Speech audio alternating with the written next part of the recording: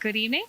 Welcome to the Wyndham-Raymond School District Board of Directors meeting. It is Wednesday, April 1st, 2026 at 6:30 p.m. We're in the Wyndham High School auditorium. May I have a roll call, please? Sue Carty. Here. Jessica Bridges. Here. Jody Carroll. Here. Marge Gavoni. Here. Matthew Irving. Joe Kellner. Here. Grace Levitt. Here. Christina Small. Here. Ginny Woodman. Here. Maggie Soul. Here. Please rise for the Pledge of Allegiance. Yeah. I pledge allegiance to the flag of the United States of America and to the republic for which it stands, one nation, under God, indivisible, with liberty and justice for all. This microphone won't turn off. Next item, agenda approval. May I have a motion, please? I move to adopt the agenda as presented. Second. Board discussion? All those in favor? Motion carries. All right, we're going to Just gonna do a quick mic swap here. Sorry, everybody.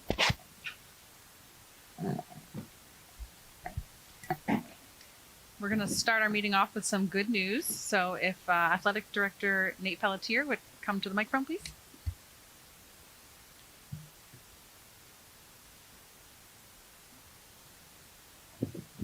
Can you hear me now? Yes. All right, perfect. It's with my great pleasure that I get to recognize our very first state champion of the 25-26 school year, Sullivan Sharf. He was a state champion in the 500 freestyle swimming. For those of you who don't know, that's an endurance event.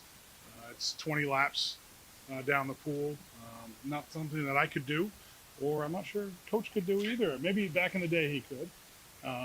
I'm going to let Coach come up and talk about Sullivan a little bit, and then I'll give you a chance to ask him some questions. But congratulations, Sullivan. Thank you. And just an honor to be able to work with Sullivan Sharf. One of the things, you watch him swim, and he's just beautiful in the water. He cuts through it like a kayak, and everyone says, man, he makes that look so easy. But like anything else we do in life, things that we make look easy are because of the hard work that we've put in day after day after day after day. He swims year round. He is absolutely committed to the sport. More so, he lifts his teammates up. But in the process of that, he was able to be a double event winner in our regional championship meet, swimmer of the meet, swimmer of the conference in our conference. Posted the best time, Class A and B in the 500 freestyle, state champion in the 500 freestyle, runner-up in the 200 IM. He's on the all-state team, all-conference team. And again, it's because of the hard work, the dedication that he does. But that's the same thing in the classroom or anything else that we do. So Sullivan Sharf.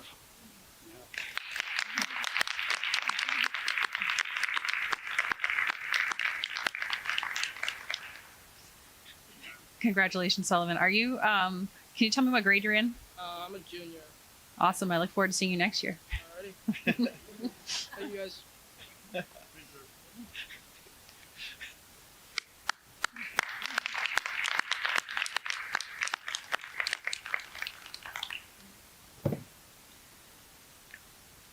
All right, we're going to move on to public input. The purpose of public input is to provide an opportunity for the public to express their interests, concerns, and suggestions related to matters under consideration by the board. As this is not a public forum, the board will hear public comments without engaging in or discussion or offering responses. Speakers must state their first and last name and town of residence before beginning their comments. Each person has up to 3 minutes to speak, provided that they maintain common decency and decorum. To protect the privacy, confidentiality, and due process rights of students and staff, comments concerning individual students or the job performance or conduct of school employees, whether positive or negative, will not be heard at this meeting. Resolution may be sought through the superintendent's office as appropriate. The chair maintains the authority to stop any comments that violate these rules. For a full list of rules, refer to Board Policy BEDH, Public Participation at Board Meetings, copies of which are available at the entrance of this meeting room. Is there anybody who wishes to speak? All right, seeing none, we're going to move on to Superintendent's report. Good evening, everyone. Looks like we have one microphone that we do need to send out to get repaired that is constantly on, so I'll be careful any comments that I say tonight. Couple things that I want to first of all share is Jordan Small will be doing their annual spring musical coming up Friday night and Saturday afternoon. They are doing SpongeBob the musical, and shows will be Friday night at 7 o'clock, and on Saturday show will be 2 p.m. So just one weekend. But if you've ever had a chance to go and see any of our middle level productions, they're absolutely outstanding. They're a bunch of fun, and it's just great to see our kids getting out and enjoying that extra opportunity to participate with their school and with their classmates. Our Wyndham Chamber Singers will be heading out on their annual spring tour next week, be doing their first concert in Bangor towards the end of next week, and then we'll be heading off into Canada, and we'll be doing their final concert at Holton High School, which is near to Dr. Rick Nickerson, who that's the area of Maine that he's from. I know the kids are super excited. They were doing some of their final performance and final practice things tonight. But just a great opportunity for our kids, great opportunity for how our kids represent our school district, as they will go and visit schools, and they'll visit nursing homes and other community events. Just doing a nice job representing RSU 14 and the great things that happen here at Wyndham High School. Just a good news budget item that I know as we're jumping into budget this year. We did receive our 2-year bid for propane for the upcoming, so for 27 and for 28. And the bid we received is 1 penny higher than what we're paying now. So we'll be locked in for 2 years at $155. Which is outstanding for budgeting, first of all, to be able to have that number, but then also, as the board's aware, we will be moving to 5 propane buses next year, and then the addition year, if we can add another couple, that would be putting a third of our fleet on the equivalent of $1.55 per gallon. And as the board is very, very aware that anything that we can do to stabilize energy costs, anything we can do, some of those drivers that impact budgets means that any additional money we can have put back in the classroom instead of fuel tanks or into heating our buildings. So just some great news on that front. And then I'm not sure if Mr. Caron's going to share this tonight, so if I'm stealing his thunder, the Wyndham High School Student Council has received the Gold Award for its exemplary record of leadership, service, and activities improve the school and community for Wyndham High School. And they received that recognition yesterday. Congratulations to the student council officers and to the Ms. Mishu and the other staff members who help work with that group. Student council has great membership here at Wyndham High School. They're doing great things to improve the culture and the climate, and looking at ways to solve problems and to make this a better place for their students. And they've been recognized out of thousands of student council programs across the country for the work that they're doing. So just a congratulations for that, Ryan. I'm sorry if I stole your thunder on that. And we'll go from there. And I know we have a busy agenda tonight, so that's all that I have to share in my report. Does our student rep have anything to report? Well, first of all, just to expand a little bit on the student council, I just wanted to say thank you to all the students who participated in the summits over the last week. They did an amazing job, and it was really great to see some leadership from the students in our school. And I also wanted to congratulate the seniors on their capstones. They're going to be presenting them next week in the capstone fair, and I'm really excited. They all did a really great job. Do you happen to have the date of the capstone fair? I think it's next Friday, I believe. We Friday morning in the cafeteria of high school. Okay. Jim. I will make sure that's in my soup notes. So next Friday morning, Wyndham High School gym. If you've not been to a capstone fair, it's just a great opportunity to see all the amazing projects that our students are working on as one of their exit criteria for Wyndham High School. Thank you, Maggie. We're going to move on to board roundtable. Grace? Okay, I'll start. I wanted to thank Superintendent Howell for being a tour guide extraordinaire for the construction committee. We got to tour the new Wyndham Raymond Middle School last week sometime. And just it was incredible to see how it's going and to envision what this is going to be like. It's going to be an absolute incredible facility for our students and staff. And it was very, very exciting. And just the whole team, great job. So thank you for that. I did just have a suggestion to keep in mind going forward. I talked about it a little bit with a fellow board member. I was purging some of my paperwork from the last year and a half and going through and noticing And I think I've mentioned before all the many different programs that we have in this district for students, to be sure that they all have the chance to be successful, and just making a list of them. And if there was some way to compile that so the public saw it all in one place, whether it's Altitude or Apex or Katahdin or all the many ways that this district is doing everything possible to help all students in their pathways to success. And so I just wanted to offer that as a possibility. And I was taking notes as I was purging those papers, and it's really quite a list. Remarkable. So thank you for everyone that works on all of those things. Thank you. Jess?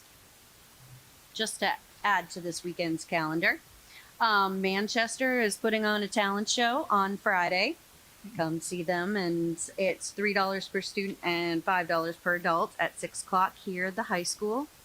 And then Saturday we have, I don't know how many Odyssey of the Mind teams. Joe might know more. 8. Okay. See, I never even knew about that. At Edward Little on Saturday, you could probably find the time somewhere and support the kids. Marge? As everybody knows, Chris had mentioned to everybody that we have a tour. He has tours set up on May 5th for both the Portland Arts Technology School and Westbrook Regional Vocational School. If you know you can make that, or if you think you can make that, please let Chris know, because we really should get back to them and let them know how many board members they can, or how many people they can expect to be there for the tours. Thank you. Jody? I just had a quick thing to share. I had the opportunity to join staff and students in Portland this week. I wanted to highlight it at the board roundtable because I think it'll lend into some of the conversation that we'll have tonight, and certainly board budget conversation around some of the experience funding that's been requested from some of the school leaders. So the Gulf of Maine Research Institute does a findings from the field student symposium annually, and we were invited, Jordan Small Middle School students, in collaboration with NASA, some family foundations, and a number of students from across New Hampshire and Maine came together. And what made this event so special, in my view, was that we spoke with professionals doing research, entomologists who are doing research around ash borer as a full-time profession, grad students presenting posters on the same wall in the same event as middle school students presenting their findings in a poster side by side.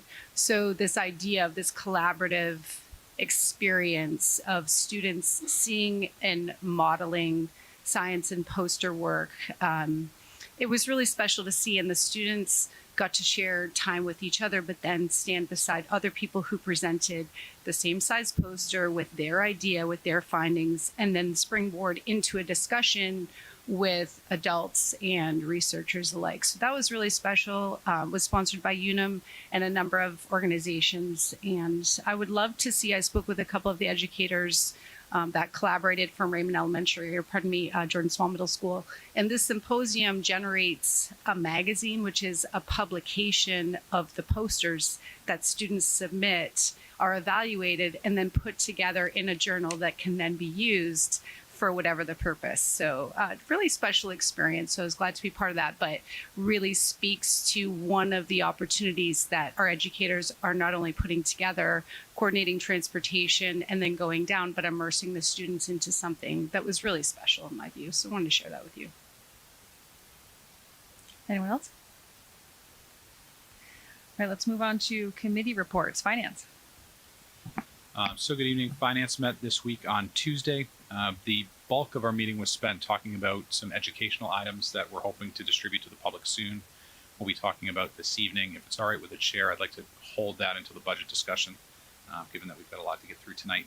But I'll go through a handout that I passed out earlier that's in draft form. We will meet again on April 28th at 9:30 in the district conference room.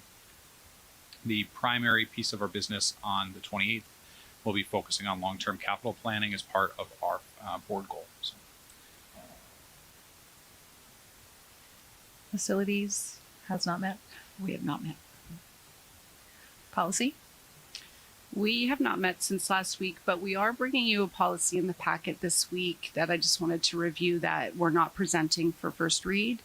You might have noticed that we had BBA, School Board Powers and Responsibilities, in the packet. We're not recommending any changes at this time, but there were 2 copies, one that we're proposing to replace with the MSMA sample to replace our entire policy. So just quick review on that one for you. The policy is required. The legislative directive on this one is right in the duties of school boards in 1001 and also 1476 under school organization and school governance. The committee would consider this, for lack of a better term, a modernization of the policy, more detailed but not fundamentally different. Same core purpose, governance, with the biggest change being an expanded list from 6 or 7 core duties to really 12 more clearly defined responsibilities. So just go through that one for you quickly. We will meet again April 6th at 9:30 in the superintendent's conference room, and we'll continue our work on a number of policies, namely finishing an exhibit for our community use of school facilities and grounds, DJ, our bidding and purchasing requirements policy, as well as the post-secondary options and current enrollment, and then a number of the J policies. So we can find those on the agenda online. And that's all I had for tonight. Thank you. Curriculum? So we haven't met, but we do meet on Monday, April 6th at 3 p.m. in the superintendent's conference room. We're going to be discussing or talking with guidance counselors, I believe, on the transition from middle school to high school. All right, next item, report of the secretary. May I have a motion, please? I move to approve the minutes of the March 25th, 2026 meeting. Second.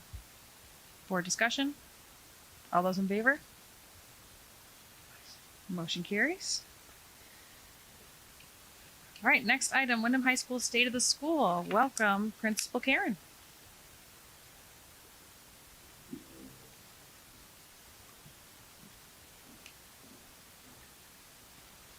I do believe you have the biggest audience to date. All right. Am I on this one? I'm fine right here. Christine's going to project so I can see and I don't have to wear the glasses and try to hold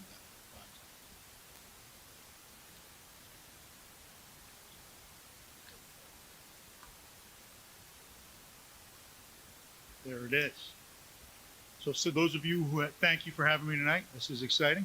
Those of you who have gone through this with me before, I'm a lists guy. So the last couple of years, it's been 2 slides, 1 list of good things, 1 list of challenging things. Christine asked me to pretty it up a little bit this year, so we've got a little bit more to look at. So Wyndham High School, our goals, 2 of our big goals for the last few years have been attendance and engagement. So we've been working on attendance, trying to strengthen communication with families. The BAR program has greatly increased our freshman attendance. So we're trying to push those structures beyond 9th grade. So we have the Community Connect meetings where we're looking at every other meeting. We're looking at attendance data and making plans instead of just talking about it and saying we should do something about this. These processes, pick a person, that person's going to make the contact, try to get people to come in. We've found better ways to use Infinite Campus and Parent Square. So I'm sending at the beginning of every month, I send an update of attendance to all the families, students, to see where they're at this point in time. And then I think part of our attendance increase has also been an increase in student choice electives. Thank you very much for all of that work. So the data is pretty good. My goal was 95% attendance for the year. I don't think that we're going to make it because as it gets warmer and warmer, but we've had a significant jump when you're talking about 900 kids coming to school for 175 days. To move up 4 percentage points is pretty significant. So our average daily attendance is up. Parents are doing a much better job telling us about excused and planned absences. That's very important because if students have excused absences, they're allowed to make up the work. So that impacts grades as well. So that would lead to a decrease in unexcused absences. Our truancy numbers are continue to drop, and our staff attendance is up. We finally got through that kind of bumpy patch coming out of COVID. So kids in the building, kids with staff members in the building, and we have really good success. So we're pretty excited about our attendance numbers this year. That goes hand in hand with engagement. as Maggie said, one of the big things that came out of the first student summit was kids are interested in having authentic, real world experiences. So we're really trying to push those things. So to increase engagement in classes, we're doing the student summit, so that's run through student council. So groups of students are going into every advisory. Staff members are there to support them, but the kids are really running the summits, and they pose some questions and they collect the data, and then we look at the data, and the student council puts it together, brings more questions to dig a little bit deeper. Student council has come to our faculty meetings and coached our faculty as to what they want for support at those summits. So it's really a student-led initiative, and we're gathering information that we're going to try to use not only to enhance climate, so it's a lot of climate questions, but also to look at our program and those type of things. So I think the student summits, directly, the student voice has helped with engagement. The new courses have been great. So out of the courses that were approved last year, we're running Intro to Investment, we're running Entrepreneurship, Sports Psychology is new, Criminal Statistics is new. So kids are excited about the classes that they're having the opportunity to take. We have more access to ELOs. On the next slide, you'll see we've had a jump, and you don't need to do that yet, but we've had a jump to in the number of ELOs that we've offered. We offered ELOs in the summer, so kids were coming into the year with credits already. Fall ELOs and spring ELOs, some year-long ELOs, extending learning opportunities. I think that has an increase. We're piloting a group with the SMC Spring Ahead program, where we have a group of students who at the midpoint ended their classes with us. They're full-time students at SMCC, so they're receiving all of those credits through SMCC for free, and we've agreed through the program to accept those as their graduation requirements, so they'll come back. Hopefully they'll come back next Friday and do a capstone because they still have those requirements, and then they get to graduate with us, but they're on campus, they're not online classes, they're in the classroom with college students. It's a pretty cool program. We're looking to expand that next year. And then we've had 3 sessions of professional development with Dr. Bickford on student behaviors and how to address student behaviors in a positive way. And I think that's having an impact. So you can see our enrollment is declining a little bit. Total classes taken. So this is first semester to first semester data from the last 3 years. So this first semester in 25-26, 5,242 classes were taken, so that works out to 5.9 classes per student. That's actually out of 8 classes. You say, well, geez, they're only taking 5.9, but every lab class is a period and a half, so they don't have as much time. Any student who goes to VOC only has an opportunity for 7 out of 8 because of the transportation. So those are pretty solid numbers. What we've talked about, I've talked about with you all, is the more time I can get students in class with teachers, I think the more academic we become, the stronger our school is. Our percentage of failing grades is decreasing. That's a huge thank you to the bar work. Freshman failures, not only with us, but across the state, across the nation. It's one of the hardest years for students to make that transition from middle school to high school. Our percentage of failing grades in 9th grade has dropped dramatically, and that's driving our percentage of failing classes across the high school. So less kids in the building, more kids taking classes and failing and being successful in them. So that's exciting. All right. Increased engagement and increased success. That's kind of what we're talking about. I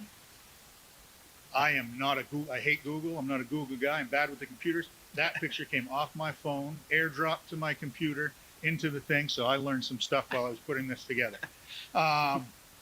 So our enrollment, you can see our enrollment, 23, 24, 24, 25, 25, there's a mistake, 25, 26, not 26, 26. So we are, now that we're into the second semester, we've got the year-long courses, so we're up, we're taking more courses, we're taking more college courses. Our paths and WRVC numbers are down. They were up, but we're having some students that are returning to us mid-year. That's something that we're going to work on addressing. Mr. Rossetti has gone to a couple meetings. We're not quite sure how we're going to address that. As WRVC in particular has increased their rigor, where every program now has college credits embedded, some of our students are finding that a little bit more rigorous, and they're opting to come back and take a traditional classes at the high school. So we're going to work on that. ELOs, we went from 17 to 49 to 68, and that's actually should be a 72. Lorraine came in as a whirlwind this morning and said, I forgot the 4 that did the ELOs this summer. So that's great experiences. Our advanced placement numbers are, we're taking more kids are taking exams, and we're having more success. So we went from 193 to 232. This year we've ordered 254. Last year, 59% of the kids of the exams were scores of 3 or higher, which is very, very solid performance. And then you can see where our college courses are on the increase as well.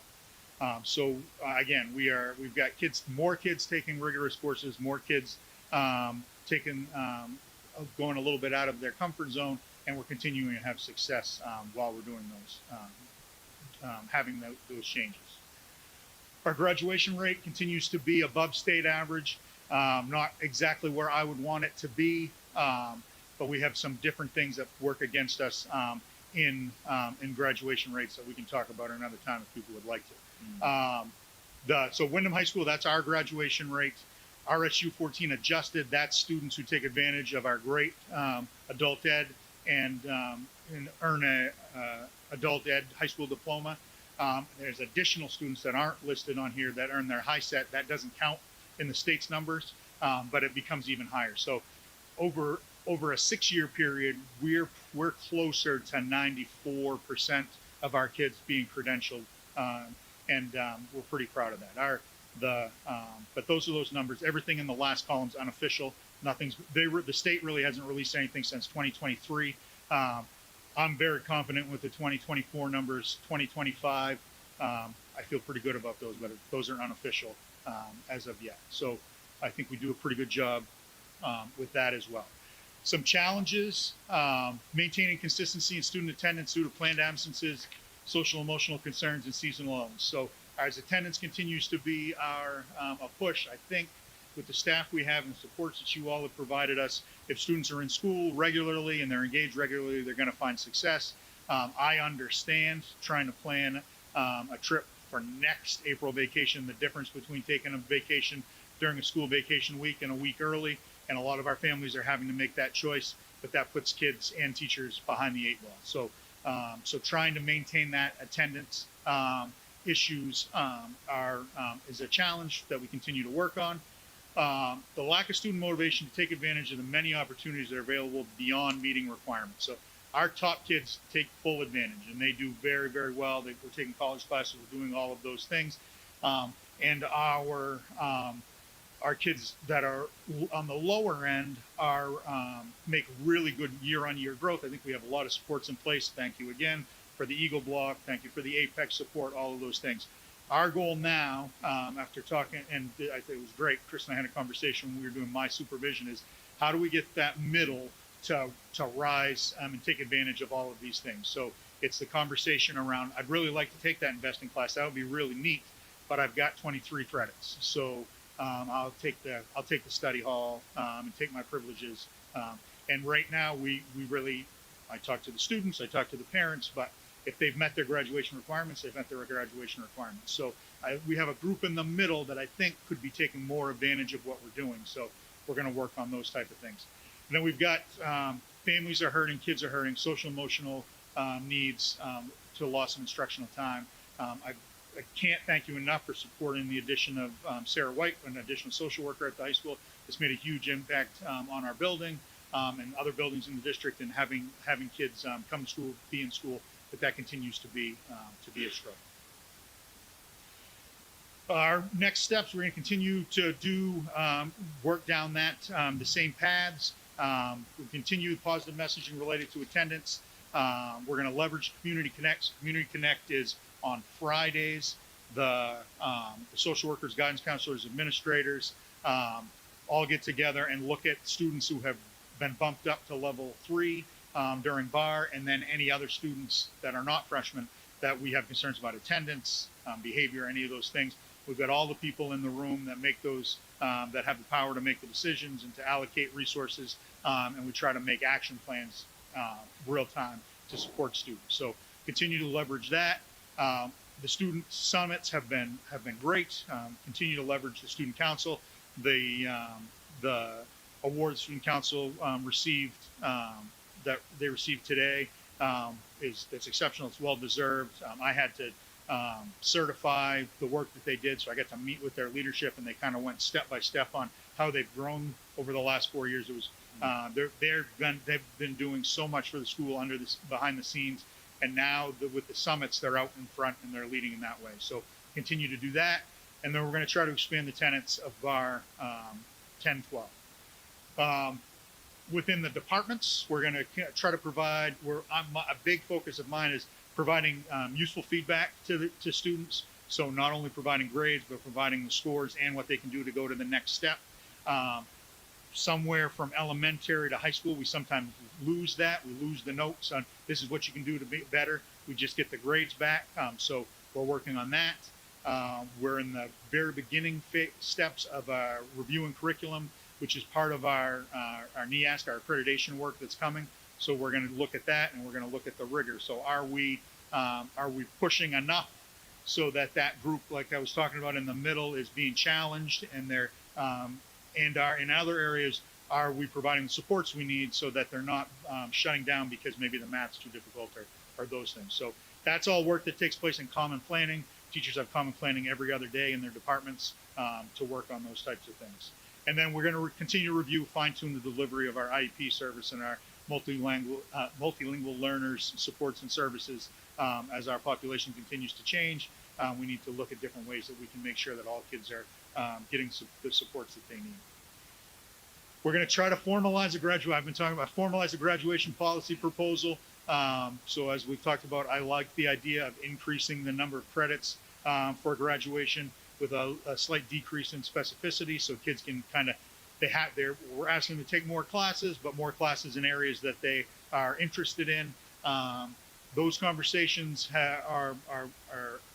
there's very important conversations to happen, and so we need to make sure before we bring a proposal forward, we need to make sure that we've thought through all of those things and that we're covering our graduation requirements and whatever plan that we put forward.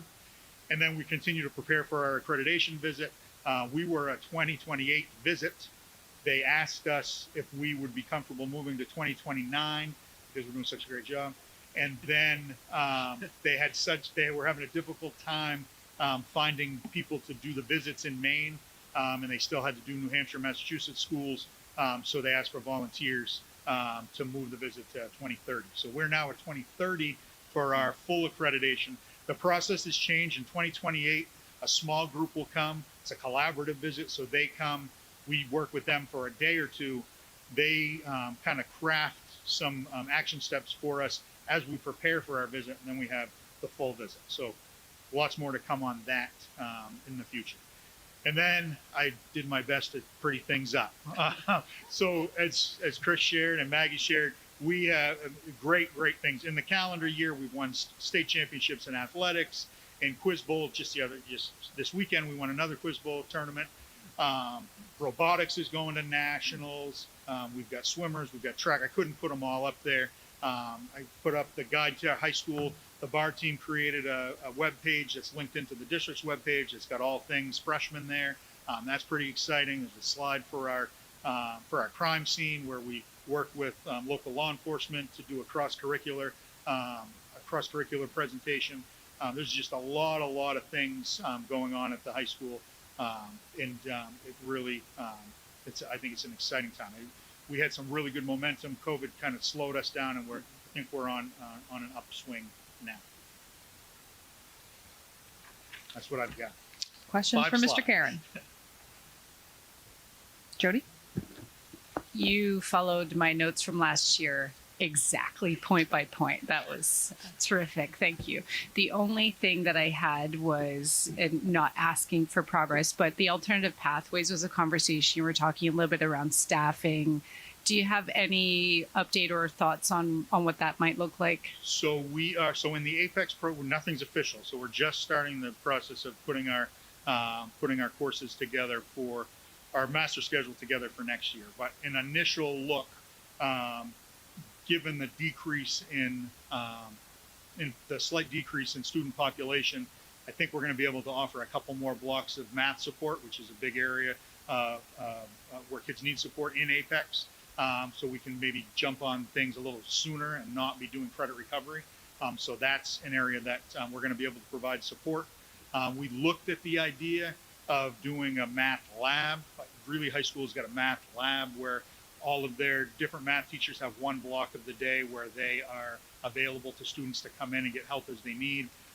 We don't have the staffing to make that happen at this time, but we're going to continue to provide content support in the Eagle block. So Cam Blood is a certified English teacher. He runs Eagle block, all blocks, and then throughout the day as we have space, we'll try to condense a workshop if we can, and then take a teacher. So we've got math teachers and science teachers, an art teacher in the Eagle block to provide some support there as well. But like we talked about last year, we've made the alternative pathways a department. Adrian Sheetenhelm is the chair, so she meets with the JMG staff, the Eagle block staff, and the Apex staff, and then they're really a school of their own, but we work in hand in hand with Katahdin as well. We're making some things happen in the next couple days with Katahdin to try to help out some kids. So in terms of staffing, we're not adding any staff. We're reallocating high school staff that we see have a special skill to work with that population into Apex. Ryan, just the other day, I had the opportunity to speak to a student who graduated last year. This particular student has been in foster care for years, and she's been in many, many schools. And what I want to tell you is that she said Wyndham was the best, and she loved Apex. The people that ran Apex, she loved JMG. She said it literally saved her life, the school. So made me feel great, and I just wanted to share that with you. It's an incredible program. And thank you to the board and the communities to have Apex in the building and Katahdin for the students who need something even a little bit more, and then to have that Eagle block position that's available to all students. It's something that a lot of schools don't have, and I think we do keep the kids from falling through the cracks. I appreciate it. Thank you, Sharon. Anyone else? All right. Great work. Thank you so much. Thank you.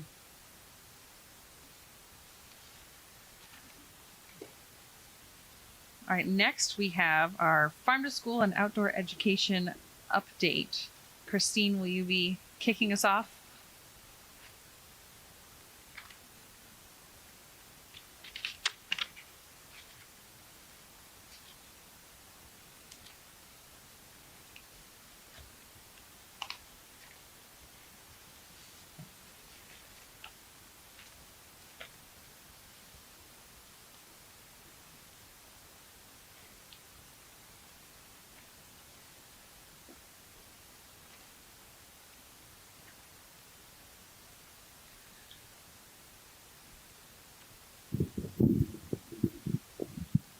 Isn't this remarkable, the number of people here? We have some outstanding educators who are going to help tell this story.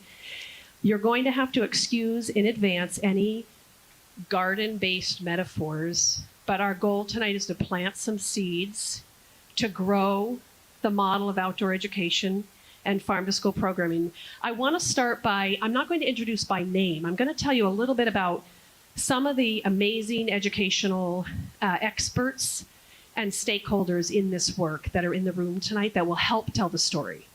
We have special education represented. We have regular ed represented, teachers who are just so skilled. Administrators. We have another district's farm to school educator here with us. We have an outdoor educator on our team. We have health science in the room, alternative education.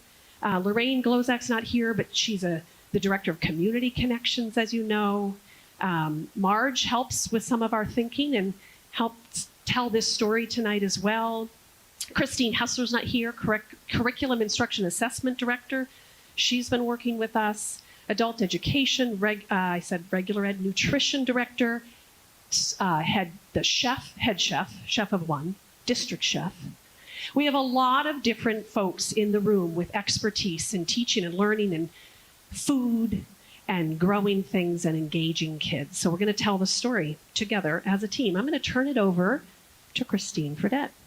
If each of you could just say a little bit about your role when I pass the mic.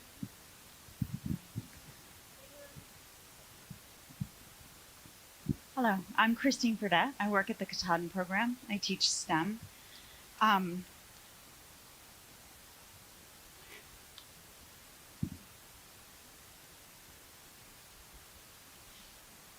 Thank you. So our vision is that all of the 3,100 students in RSU 14 have access to outdoor education in all of its beautiful, messy forms. Developing 21st century skills through collaboration, creativity, adaptability, initiative. Working with community and student mentors to plant, harvest, and prepare veggies. These outdoor activities will get students ready for healthy futures by offering healthy choices. Offering hands-on learning activities, engaging students who may not experience success in the traditional classroom setting.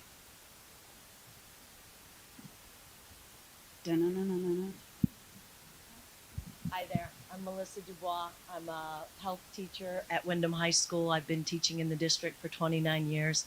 Thanks for having us tonight. It's fantastic to be here. Congratulations to Sully. So what we did is we looked at our needs, we looked at where we are as a district, and we looked at how can we start to fill the areas for support.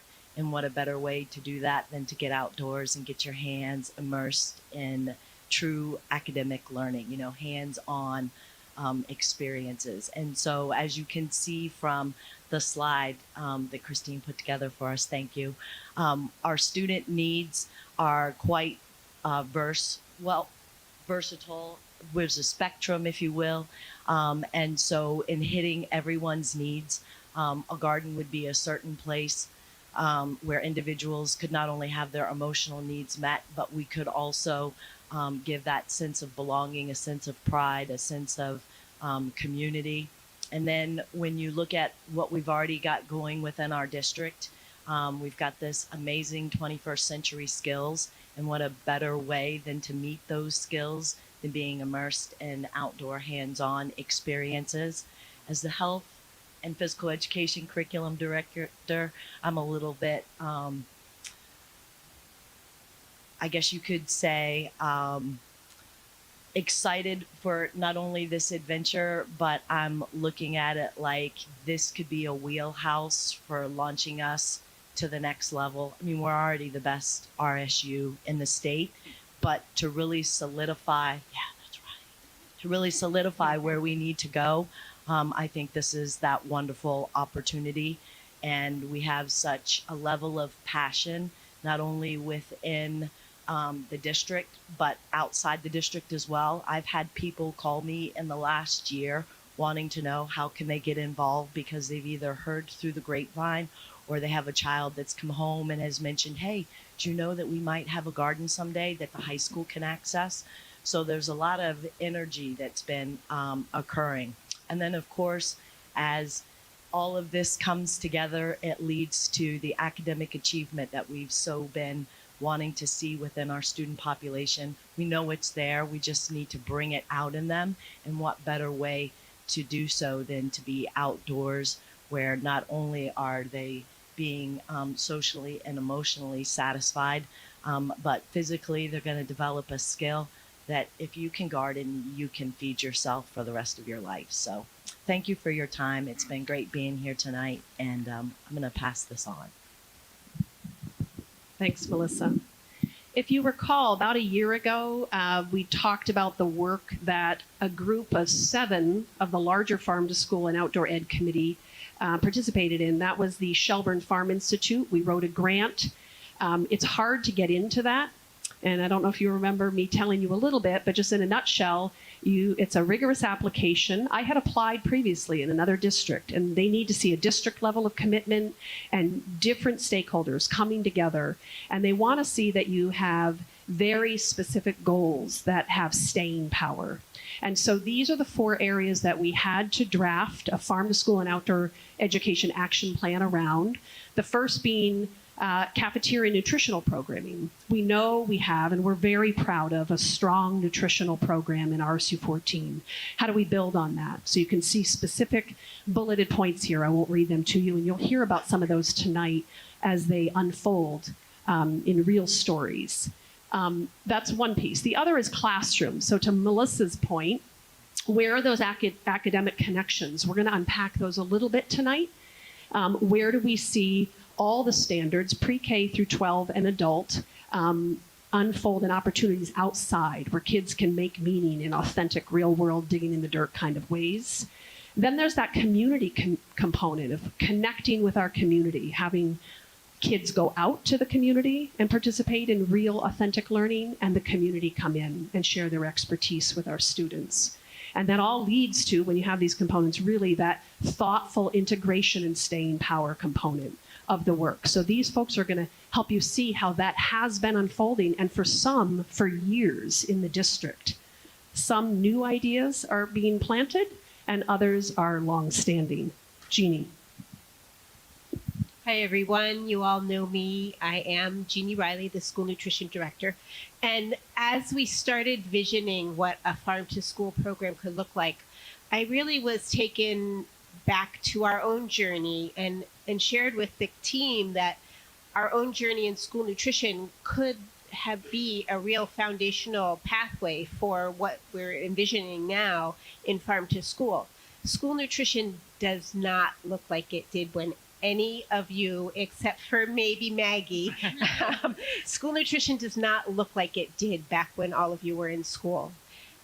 But through visioning in our district and through not just federal changes that were happening, regulatory changes that were happening, but also visioning in our district to inspire us to go on a pathway to serve fresh, whole food, prepared from scratch in every single kitchen, combined with culinary education, nutrition awareness for students, and healthy eating. We really believe that our commitment is to fuel students for learning and to influence the next generation of eaters to make sound nutrition and eating decisions. And as we work towards these goals in a variety of ways, we collaborate with teachers to make curried carrot soup and carrot muffins in Stacy Sanborn's class. We collaborate with Katad in school. They're currently growing greens for us in their flex farm. Chef Ryan and I head into the classroom regularly to talk about food insecurity, to talk about food waste, to talk about culturally relevant foods and how they integrate into the curriculum. All of those things can work. That's just a guideline and a pathway for us as we talk about farm to school. We communicate, we collaborate with the community connections through Bumbleroot Farms, where we purchase lots of our produce that we serve in our schools. We even had a farm tour at Bumbleroot Farms for our team so that they could see the whole process of how we're ensuring that our food is as fresh as possible, but also as safe as possible. And that deepened our team's commitment to farm to school. And then finally, our kids are learning at Jordan Small Middle School. They're currently growing mushrooms through a collaboration in the community with Mousom Valley Mushrooms. And there's so many more examples. We are getting fish from fishermen feeding Mainers. We collaborate with Full Plates, Full Potential and Let's Go. All of these collaborations can really set the pathway forward so that to be sustained, to lend sustainable change to, it's worked for school nutrition. We've been doing this for 15 plus years, and that really will lead the future for farm to school. And I think it's back to Melissa. Who's next? Christy, that's right. Hello, I'm Christy Anderson from Raymond Elementary School, and I'm just going to talk a minute about the Yellow Tulip Project. You may be familiar with it, but it focused on mental health awareness, which is especially important at the early ages. and just really developing that community around mental health. And so more recently, we have just started a Raymond Elementary Garden Club, and very exciting. We have had 40 students be signed up by their parents from grades 2nd through 4. So it's going to focus on flowers, and then hopefully they'll be able to take some of those skills to apply them throughout the curriculum, but also to be ready for when they get to middle school and they're doing some more work with cultivating vegetables. So thank you.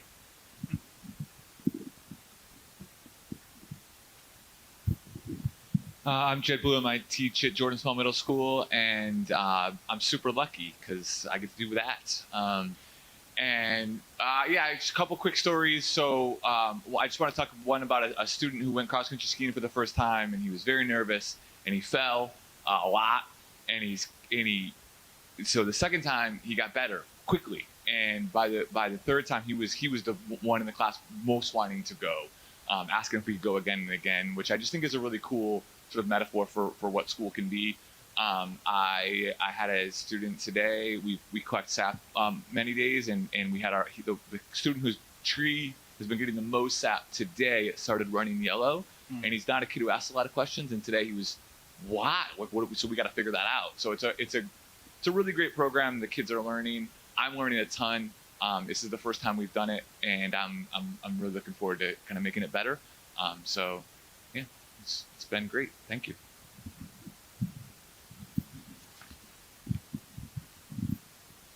Christine again. So the Katahdin program has been involved in outdoor education for a long time. You've heard all about all of the different things that we've done. This is spinach that we grew last year. Some of it went into the cafeteria for the school lunch. And on the next slide, you'll see we made spanakopita, because one of the things that we believe in Katahdin is experience matters. Experience gives you perspective. Experience changes the way that you look at everything. So if you've grown something and you know where it came from, there's no excuses. You have to at least try it. And so we believe taking healthy risks that are supported by loving adults, and by healthy risks, I mean trying radishes, trying spinach, or kohlrabi that has come from Bumbleroot Farm. Like,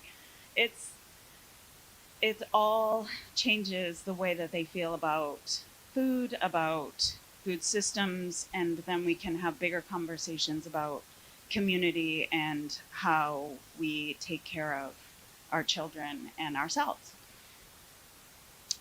This is the Flex Farm, which is a really exciting opportunity. Jeannie and Ryan asked if we would house it in the Katahdin classroom, the largest classroom, and it's there. And the first photo that's all the way to the left were the first seedlings that went in. And I think 2.5 weeks later, we had spinach, lettuce, and kale. We have given the cafeteria, we're harvesting 2 to 3 times a week and bringing, we haven't weighed it yet. We just ordered a scale to come in so that we can weigh it and figure out exactly how much lettuce we're producing. And then we can get on a schedule for how we're going to continue to produce and what produces best. We started it just before February break, and it's going gangbusters. And the really great thing is it makes a little bit of noise because there's constant trickle of water throughout the system, but it's self-contained. It looks like a big tanning bed, like a stand-up tanning bed. That's how it was described by one of the kids who came into the classroom. But they want to test the pH. They want to figure out what the nutrients are that go into it. They're doing the work. I set it up and I say, this is what we need to do today. We're adding water. We need to check the nutrients, and then we need to add, and we need to make sure all of the levels are at the appropriate titration. So it's great, and they love it. And this is the Bow Shed, which we are in partnership with Sailing Ships Maine. If you saw on Ryan's slide, I think that boat that he featured was the Harvey Gamage. We've done sailing trips through the ELO opportunities, but also our students have been on the Harvey gamut for just day sales and also for long sales. The bow shed is so that we can build another boat, a dory, a 16-foot dory that will be seaworthy. We built one last year. We built it out on Mackworth Island, and the space wasn't ideal. And so the bow shed and the building of the bow shed was so that we can work on rainy days outside and build the boat on campus, and then it could be used for a multitude of purposes. I think that Sailing Ships Maine would like us to continue to build boats. They are a nonprofit that promotes rowing and sailing in high school students across southern Maine. And most schools don't have the opportunity to build a boat. They don't have the space or the flexibility. But as long as they'll keep giving us kits to build boats, we will continue to build. I say we, it's Paul. Paul Field is building the boat with the kids, which is great. And the plastic went on this structure today, so it is completely weather tight.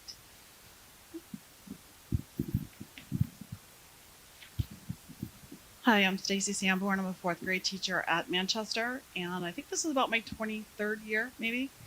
But I want to just share some of the things happening at Manchester. We've had a very successful garden and hoop house for a number of years now. Most of that produce goes into the kitchen. What we don't tend to sample ourselves, so that kids can just try some different things in a very comfortable environment. Whenever we get the opportunity, we are looking to cook with Chef Ryan and Jeannie. It's always one of the highlights, especially that carrot soup and carrot muffins. Not something the kids typically eat, but they find that they like. Go on to the next one. It's something that my class and a few others have participated in over the years is the Adopt a Cow program through Discover Dairy. And you just sign up and you are given a birth announcement for a calf at some point in the fall, and you get updates every couple months with pictures. You get Valentine's cards, lots of fun things that come out all related to it. But it's just a great way for the kids to connect with a local dairy farm and learn about dairy farming. Fourth graders for a number of years have been going to the Cumberland Fair for Maine Agricultural Day at the fair. And one of the things that we've done for the last couple of years is we have exhibited flower arrangements. And the kids absolutely love going to the fair and being able to see their class name on that arrangement and just be excited to find out, is that a blue ribbon? Is it a red ribbon? They're just really excited about that. Just last week, we had all 11 fourth grade classrooms at Manchester, and I think one up at Raymond participated in Read Maine, which is organized by Maine Agriculture in the Classroom. And every year they focus on a newly released book. Sometimes it's a Maine author or a Maine illustrator, but this year it was a book on blueberries. And we had local volunteers come in and read the book to the kids, lead discussions about blueberries and connect to Maine's blueberry production. And it's always been a lot of fun. I just want to share, kind of one highlight, one success story of mine. A number of years ago, in the summer, I was picking some produce and connecting with a parent, telling her that I had some produce and could I drop it off to her, or do you want to come to school and, get some of that fresh produce. I had her daughter in class probably about 4 years before that, and the daughter had never done any gardening. She loved it. She wanted to get out there, get her hands dirty. And she ended up teaching her mom to garden. So one of those particular summers when I called, Mom knew it was me right off the bat. She's like, before you say anything, Mrs. Sanborn, I have a question for you. So, okay. We had a garden this year. I don't know what to do with all of our produce. What do I do with it? So that really told me that what I was doing, what other teachers were doing was, well, worth it. So just wanted to share that story. Yeah. Hello, so I'm Ryan Roderick. I am the district chef. I work hand in hand with Jeannie doing everyday operations, staff training, menu and recipe development, but probably the thing that I enjoy doing most is kind of what you see here and what a lot of what we've talked about, working with students, especially hands-on, doing cooking activities, and trying to find ways to integrate local farm-to-school products. So some of the things we see, Maine's finest apples, we get a large percentage of the apples that you see in school come from Brackett's Orchard. We get a call every 2 weeks, I think. What's their name that calls us? I can't remember. But yeah, you need another order? Okay, 20 cases. Boom, we'll just take them and then we distribute them to all the schools. The parfaits, this was a really great one we get from that we serve in the middle and high school. Those are made with yogurt, maple flavored yogurt from the Milk House in Monmouth, Maine. And that was not only an easy decision because it's fantastic yogurt, but actually with new guidelines that came down in the past year or two of reducing sugar even more, one of the items that has a lot of sugar is yogurt. This already met those standards of reduced sugar, and it's using Maine maple syrup. And getting to serve those things and be proud of them is great. It's great PR. It's great for families to see how much local we're serving. But really, what's awesome is that we're tying this into hopefully more of the academics and the curriculum, right? Teachers and staff and everybody trying to preach this environmentalism, sustainability, all those experiences we kind of talked about, and now the kids actually get to go to the cafeteria and see and taste that. So really, I think is so important. It's so great what we're trying to do. Some of the other photos you see, the multicolored carrots came from Jordan Small. We did the same thing we do at Manchester with cooking carrot soup, carrot muffins, and then sometimes we just do tastings, right? I got a call from Bumbleroot, say we've got a lot of shishito peppers, we can sell them to you at a discount, and so we just did a tasting of blistered shishito peppers just to say, hey, try this, kids. This is a local food. It's maybe something you've never had before. So we're really been doing a lot of these things for years, and it's fun to see it kind of grow, and I'm really looking forward to see where it goes.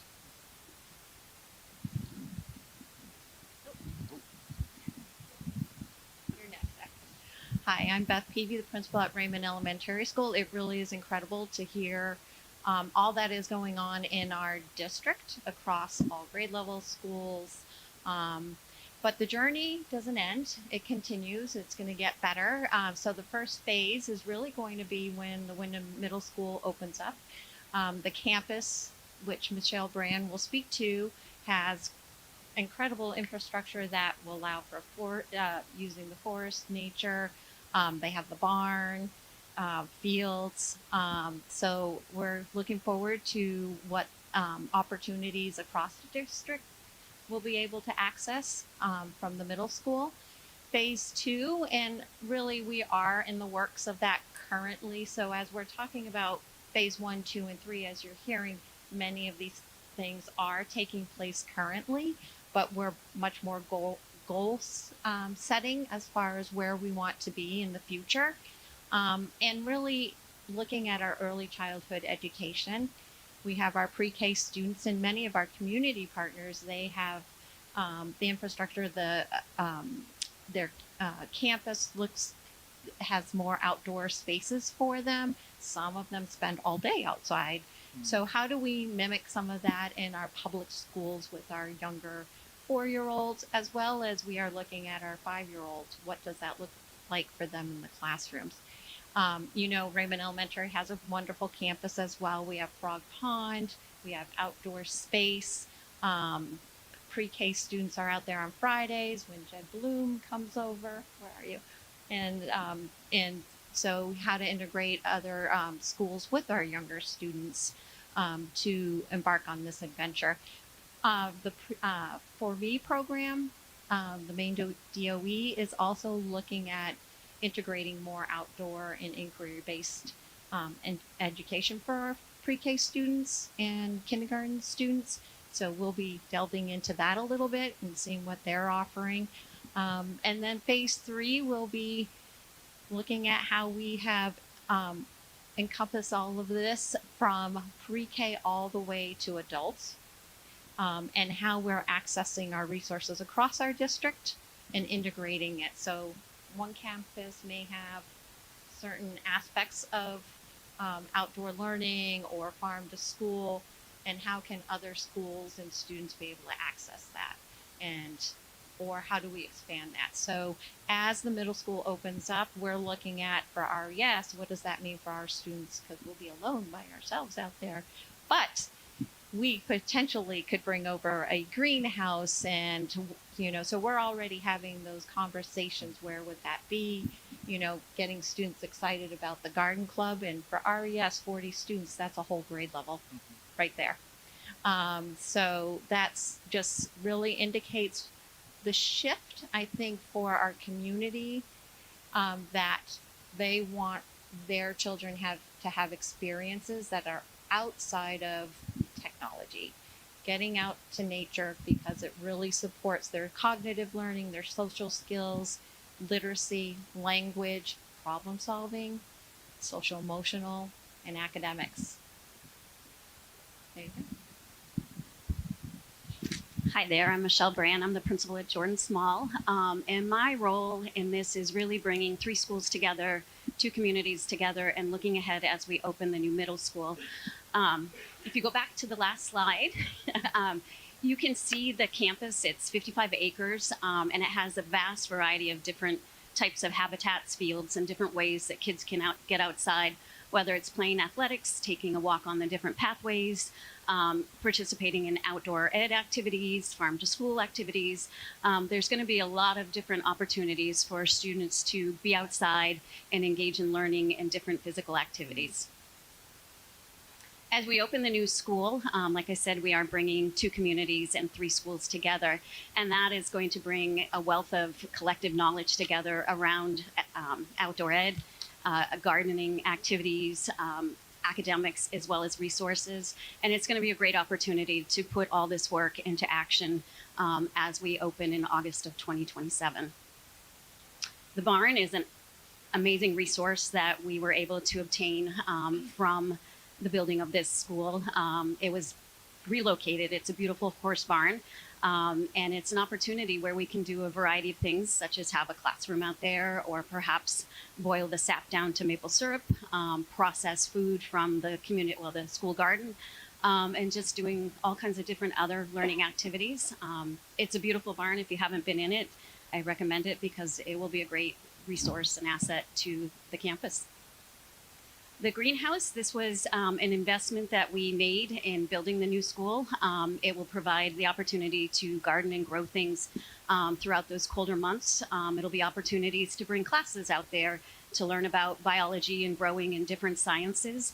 But we also, as Raymond Elementary does, Jordan Small, Manchester, we all have garden clubs, and these will be opportunities to grow our school gardens, to produce those produces to have in our school cafeterias, which we do already. So I'm excited for this.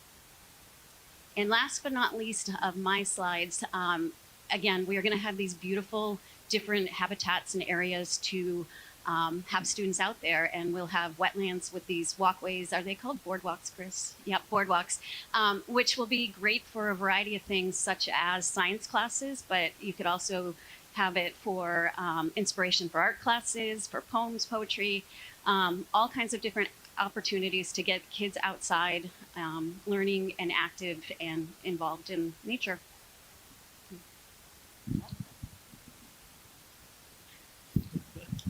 Hello, my name is Justin Derry. Down the road in Falmouth, the students call me Farmer Justin. I've been working as the farm to school manager there for about 10 years, and really grown the program. Now there's 3 full-time people there, and we serve the entire district, pre-K to 12, which is exciting. I love that you guys have an adult ed component as well.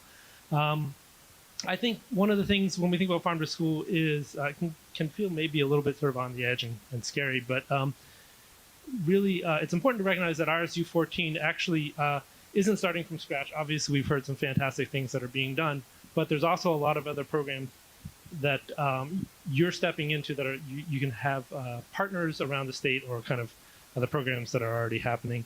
And we're seeing a lot of success around the state, and it's been growing over the years, which is really exciting. And I'm sorry, I don't mean to keep using garden puns.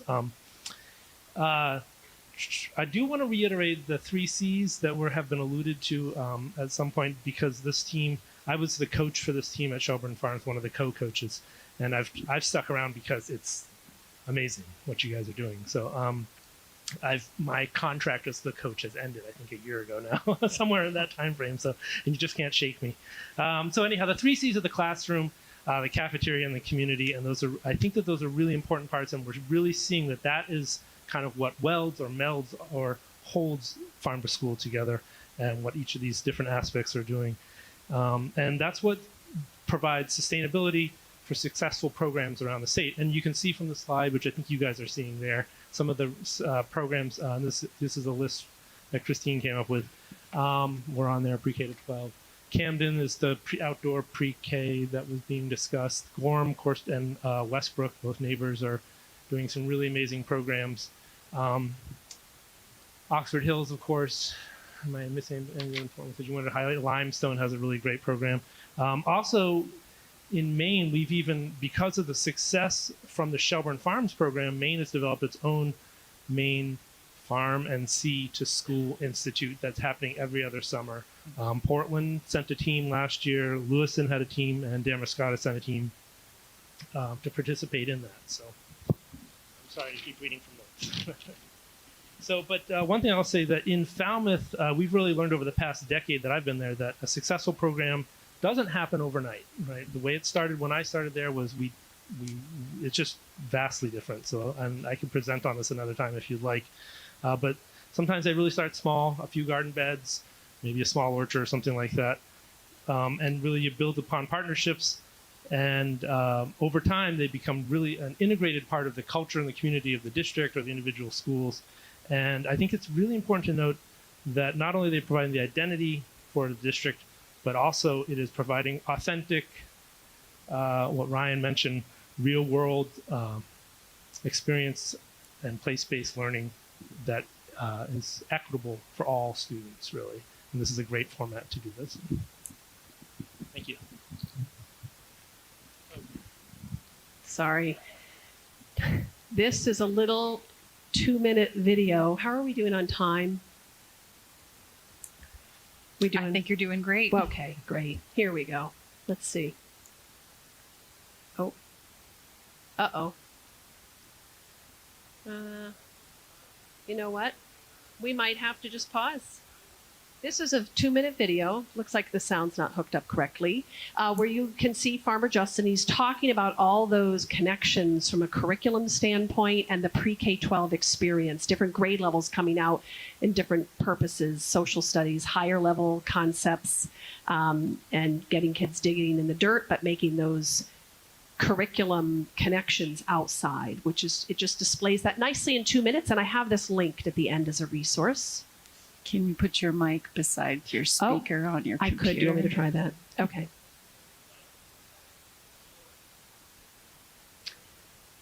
Right. This Department of Ed video, they've been trying to find little fabulous things unfolding across the state, and they make these videos. Thanks, Jody. I didn't think about that. Integrate curriculum and gardens and nutrition, food, nature with all the students and all the teachers in the district. So, and it's pre-K through 12. I did a project where we grew rice on campus, and then I've worked with the high school history teachers where we've talked about the Neolithic period and how rice was one of the critical components that culture could come up, so stored grains. And so we've done an experiment with an experiential learning activity where students come out to the gardens, see how the rice is grown, see how to harvest it, and then we do some activities based around rice being currency and how rice develops allowed for specializations in terms of making tools or why you need a military or a government and everything else. And so that's how the garden in some ways is integrated in. It isn't just about we grow the kale or we grow these tomatoes to provide food in the schools, but it's about how do we integrate it into something else they're already learning and providing a hands-on experiential learning opportunity. And then a big part of it too is just coming out and being in nature for kids, seeing the frogs, seeing how tomatoes grow, getting to pick a tomato and eat it, or pick a piece of kale or a cucumber or something like that, or peppers or whatever it is, and just enjoying that and having like a little bit of a farm visit. And then it can be open to tying into things that teachers might be focused on. But really, it's also about getting hands-on and touching things and putting their hands in the soil and kind of experiencing things that maybe a lot of kids don't get to experience. The Farm to School movement in Maine is growing. Learn more about your local program. Visit getrealmaine.com. Okay. Thank you. Whoops. Oh, let's try that again. Hang on. 1 second. Here we go. Let's get back at it. Okay. Thank you, Justin. It's good to have a neighbor nearby who has a lot of experience, a decade of doing this work in Falmouth. That's great. This next slide, I'm not going to do the deep dive tonight, but this team, through the action plan, has thought a lot about connecting the dots, not just from a curriculum connection to the community, to the nutritional programming, but also looking at science and research. So you've got those neuroscience connections, understanding learning pathways and conditions in which the brain functions best and thrives. Lots of research we could talk about one night. Then we go back to John Dewey, Experience in Education. I believe it was published in 1938. I think that's right. It's in there somewhere. Dewey writes about learning through doing, that we must get out and do to deepen the learning and hold on to it. We all know that as adult learners, and that applies to our youngest learners all the way through our system. If you ever want to read Dewey, I have a copy at home. It's all marked up still from grad school. Analyze and reflect, critical thinking and growth. We know that through our taxonomy, when you think of Bloom's taxonomy or you look at Marzano's research, this idea of helping kids go to that higher level of analysis and thinking about multiple solutions to problems, that critical thinking leads to growth. And the NASA creativity test, Dr. George Lands, and there was another person, I can't think of the name right now, they were hired by NASA to develop a test that could test creative genius and creativity. And it's a fascinating study. But when you look at it, it really comes down to divergent versus convergent learning conditions and the importance of divergent learning, which means kids, we all, adults, look at multiple solutions to a problem. Convergent really being a solution or one, but divergent allowing for that multiple perspectives and multiple ways to solve problems. And that's where that authentic learning can really help. And Christy? Just a brief overview of research, and we're nearing the end. Hello again. So the first thing I'm going to do, as you can see, there's some different branches here, but there are some core tenets and benefits to having the farm to school involvement in programming. So the first, of course, would be student health and nutrition. And as you've seen, like having the buy-in, having the hands-on is so essential in getting kids to think outside the box and try new things. And ultimately, we're trying to get them to have good habits that they're having eventually as adults. So that is really, really essential. The second would be, and especially as a special education teacher, I see the value in this, is the academic and behavioral improvements, because many of our students are coming at us with backgrounds and challenges that we can't even conceive of, and being able to offer them opportunities to learn in a different way, to have those experiential experiences is so important. And it's something that really they can't get if they are just sitting within a classroom all day doing more rote typical learning. So we have academic gains, we have behavioral gains. Thirdly, it's really helpful for your farmers in your community. It brings money into the community. It also supports your local agriculture, which is important on so many levels. And you've seen all the wonderful things that our nutrition department has been able to do with local Maine producers. Finally, there are also community and environmental benefits. As a school, if you ever have lunch duty, you see all the food that gets thrown out. You see all of the waste. And it would be wonderful to be able to utilize that stream of food and waste to put it into something like a garden and teach students about all the things there. So the next one is the Maine Department of Education guidelines. And if you take a single concept, such as a seed, and growing something, you can thread that all the way through from pre-K to adult ed. So you were able to do some really advanced things with it, like breeding, different varieties, what have you. And it really brings the divergent learning to your student population. It also supports your health performance. That's pretty much a given. Some of the things that were very interesting, though, with the final two were the USDA Farm to School grant studies and trends across Maine and New England schools. So I saw some stats, and I'm going to just turn to my last page. Bear with me. So in a USDA Farm to School census that was done in 2022 through 2023, 74,000 schools took part in Farm to School through some way. 74% of U.S. schools participated, and 45.6 million students benefited from the Farm to School programming, which is substantial. There is also a grant program that has been utilized by many of the schools in the United States. So I took a look at, in our 6-state New England region, how many schools have utilized the funding. And there was $3.2 million that was given through grants and 47 different projects just in schools. And if you take a look at the map, it is very, very densely populated with interest and involvement in the Northeast. We're really leaders in that. So when you take a look at the entire United States and affiliated territories, there was $6.8 million granted. We're at almost half of that. And there were 100 projects in schools. So clearly there's something good going on here.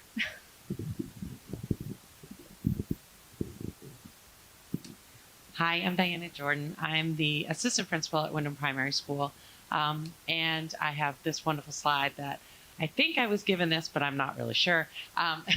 Because I have experienced some of the farm to school education system really doing some amazing things in some other schools where I worked. And I did see it encompass so many parts of the curriculum that we were working on at the time. I've seen it done in 2 different buildings. And what it took, I mean, I see these people here, all the amazing things we're already doing in the district, which is awesome. People that are passionate about what they're doing and being able to encompass this into the classrooms. It does take a lot of work. It takes a lot of, people who, these people are already doing it, but being able to have some community members coming in. We had a parent volunteer that did it for a whole school where I worked at one point. Each grade level had certain areas that they were responsible for. For instance, I was teaching 4th grade at the time, and our job was to come up with the plan for what they were going to buy, the seeds. So she brought in the catalogs, and we had budgets, and we talked about what they needed to do. So the kids created what was going to be in the garden. And we had, then they were doing the seedlings, and they had it on a cart, and it would go from classroom to classroom. And each week, the class was responsible for taking care of that and then passing it on to the next one. We also encompassed math, where I watched students who planned how they were going to plant all of these things and design the garden so that they could fit all the seedlings that they had to have, and following all the science that goes along with that on how do you space it correctly so that these grow correctly, how do you weed out the ones that you have to, it's overcrowded so that the things can successfully grow. And then the amazing also part that health education, being out in the outdoors and being able to physically be working on in the ground. I saw all of that. And then also talking about the history of where some of these plants came from, right? And why are they important to our society? Why do we have to have, why is that important to be growing that? How did it get here? Why can't we grow, oranges all the time in Maine? Having all of that information for students. So I have seen this work very well in some of the schools. It does take dedicated people, but I do think this committee already has some people that are super passionate. We have an opportunity at the middle school with this great area that we can use to continue this work. And then at the elementary school, I know there was a garden there, and rehashing that, getting it back into working form. I think that that's something we can definitely do.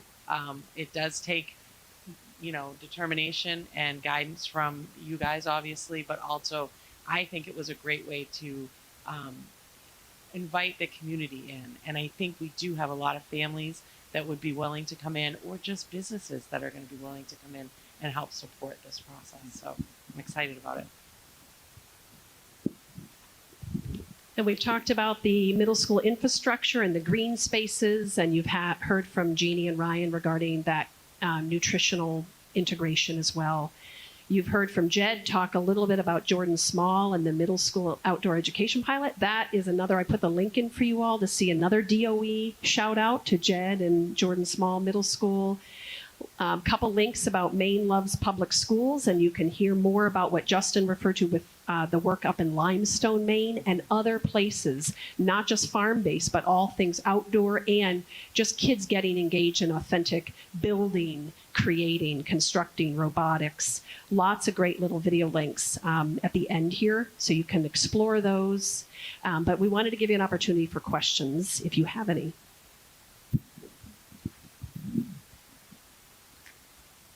It's not a question. It's a comment. First, I'm a lot hungrier now than I was before your presentation. I would love some spanakopita or nice salad or anyway. But seriously, I thank you. Huge thank you. We see some great presentations on the board. I feel very privileged to hear about all the great stuff going on in our district. But I think you've set a really high bar for any future presentations. This was fantastic. I had no idea, even though the curriculum committee had a little preview about this, I had no idea how much is going on already, and I really look forward to it continuing to grow. And so just thank you all for all of this. It's fantastic, truly, and a beautiful PowerPoint besides. So thank you for everything you're doing. Really interesting. Jody? I have a question about your grant. Did you get the grant? Did you apply for the grant? Which grant? The original grant that we wrote to go to the Shelburne Farm Institute. Yes. Okay. Other grants, which one were you referring to? That was the one I was referring to. Yes, we did. That was exciting. And we went, it was 2 summers ago. It's amazing the work they do in Vermont. They've really led the nation for a long time. I think Maine Farm and Sea to School is going to give them a run for their money. But the location there in Vermont is remarkable, and they have a deep commitment to long-term professional development in outdoor ed and farm to school. And so it covers all associated costs other than travel, getting we all kind of carpooled together to get there. But I remember you going. I just wondered if there was any legs on the funding as it comes to the work that you've been doing since you went. Well, that included 1 additional year of Justin and Beth, our coaches, working with us to have an action plan really come to fruition. And then we were held to report out on that with all the other folks who received grants. And we learned from the other school districts around New England and the work they were doing. So it continued for that year. And now the committee is continuing to meet to think about how do we bring all the goals and the steps to that next level. So tonight was a great example of the work that's continuing on. Right. So I guess my next question is, how do you pick the very first step? Obviously, Jed's been working around some of his entrepreneurial work to start something at Jordan Small Middle School. The students I've spoken to, even just at the convention we were at the other day, were talking amongst the adult peers about their experience and having great dialogue about what they're doing in that program. How do you pick the very first, understand the phasing? I would love to expect the outdoor education piece, at least specifically since it's already going, would continue to some extent and grow. But that nugget of, I think, just you have to just start. Where would you start if you're going into next year to start with something? Or is it still just we need time to formalize and really aren't going to do anything else until So you're talking specifically about the new middle school? Yeah, just phase 1. Like, what does that look like? Will it take you 15 or 16 months outside of what's already being done organically? No pun intended. Well, Jed and I have met a couple of times, and we have a summer July 2 days, if we can get them together, to do some curriculum planning with Christine Hessler to start to really look from a standards perspective and mapping out across multiple content areas. So there's some curriculum work that needs to happen to continue to support that outdoor program, so that that will continue next year. And also thinking about outdoor education and the work that Jed and his team can do to grow that model. And then at the same time, what does it look like to have a farm to school model ready to go where we integrate with Jeannie and Ryan and we support classroom teachers? It is a lift. And so you really need a farm to school coordinator who helps teachers see what they can do to integrate curriculum. So all of those conversations are continuing, and we'll be talking more about what that coordination might look like. A couple things. First, just echoing, I guess, what's been said already. Amazing work, and I'm always so impressed at what's going on in our district beyond what we even know about day to day. I learned something at every single meeting, and this has been really great. So thanks everybody for taking the time out of your night. This is great. Your slide development is next level, I have to say. I'm impressed. I do have a question. Have we, and I know everybody's looking for more work to do, have we considered composting, getting into some arrangement there? The district has historically done some composting. Does anyone want to talk about garbage to gardens or other farmer connections? I know Manchester, Jeannie can talk about that. We have done composting in the past, and even here at the high school, there in the courtyard that's right across from the cafeteria, there were some composters that we used. I'm going to say maybe 10 years ago. It just doesn't seem to be very sustainable, and I think that that's a lot of what we're here to talk about today, is making this not just a passion project of a certain person, or, you know, like you have a teacher in one building who that's their passion project, or you have a school nutrition director who's really passionate about farm to school or local food, or, you know, just one person in one building and that's their passion project and it happens. I know at Manchester for a while we were doing composting and kids separating out their trash as they were throwing it away, and then the cafeteria gets crowded, that mission kind of changes. People, you know, COVID happened and a lot of that went away. I think what the conversation is about making it more than just one person's commitment in one building, but making it a commitment of a district so that every building eventually, you know, I know we're going to start at the new middle school as a hopefully working towards zero waste, and that will be our goal, to do composting and using reusable silverware, reusable trays and all of that. But then not to just stop at the middle school, but to continue on pushing it up to the high school and pushing it down to our elementary schools as well. The composting is on that plan as well.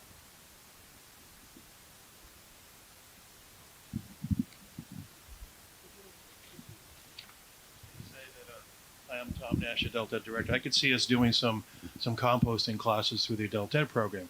And I'd like to see us do some multi-generational activities like you had mentioned, Jody, that we can do some classes there where the parent-child can get together to talk about planning, container gardening, you know, raised bed gardening, and then how do you harvest, how do you take care of your garden, you put it to bed. So I think we have an opportunity through Adult Ed, and maybe not have to wait until phase 3, because we do some of the things already, the outdoor classes, the orienteering, the kayaking, all those things now. But I'd like to see us do more of the multi-generational stuff. We don't do enough of that. I think it'd be a great way to connect it all together. So thank you. And we do have a raised bed at the Adult Ed program, and we give away produce to our students in the summertime, because that's when we harvest and that's when the students are there. And we give it away to staff. We give it away to custodians. Anyone. We have a lot of tomatoes. They don't look like your tomatoes, though. I want to know how you do that, because I want to make my tomatoes grow to about 6 or 8 feet tall. So thank you. Thank you, Tom. I was going to ask you to chip in because I hadn't quite heard the specificity of where Adult Ed fit in. So I appreciate that. I had a question. Jody kind of alluded to the timeline a little bit. So you had the slide of the phase 1, 2, 3. And so phase 1 being, you know, middle school integration. In a perfect world, if we were able to integrate this, you know, we're talking fall of 27.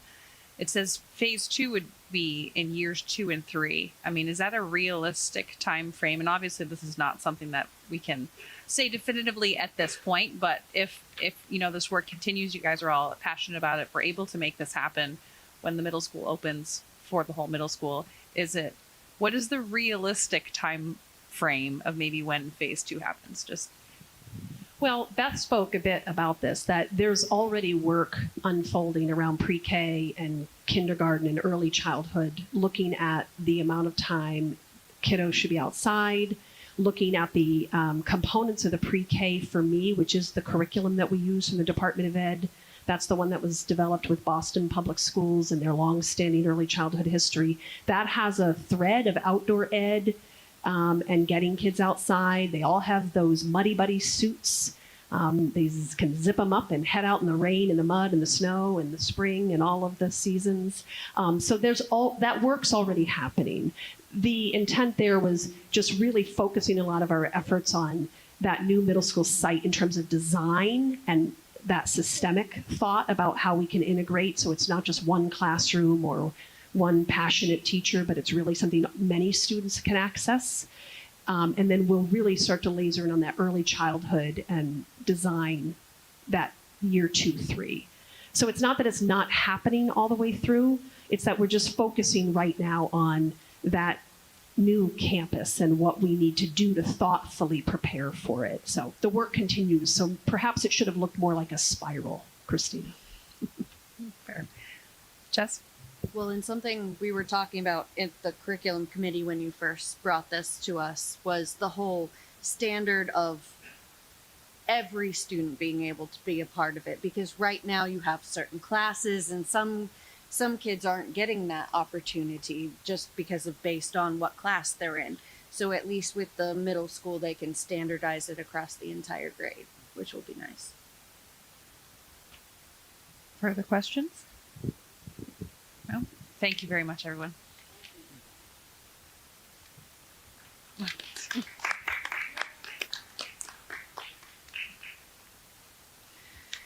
All right, we're going to move on to budget.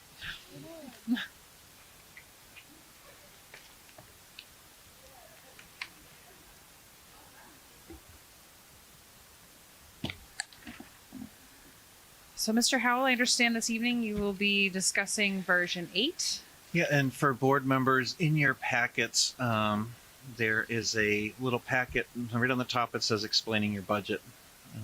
Just everyone get a copy of that, and then just want to walk through a few things. I'm not going to hit upon every item that's within the packet, but just to give you an idea. So first of all, we are on version 8. In fact, in the office now, we've started version 9, so we're already starting to look ahead for some anticipated changes coming up. But version 8 is right now the percentage operating year over year is 4.62%. Initially, when I presented the budget and what the board has been walking through over the last couple of weeks with version 6, we've been working off that 499 number. And again, for the public, that 499 that initially, which is now 4.62, is based on just RSU 14 programming that we provided last year, programming that we're providing this year.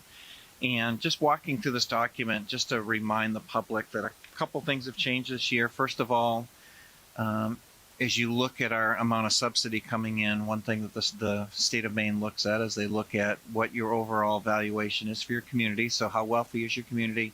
What can it afford to spend? And this year, for Wyndham and Raymond property values, and this is independent of town valuation, property values are going faster than what's happening in the state of Maine, which is a great thing if you're a real estate owner, but it's not necessarily a great thing when you look at what the state says your capability to pay.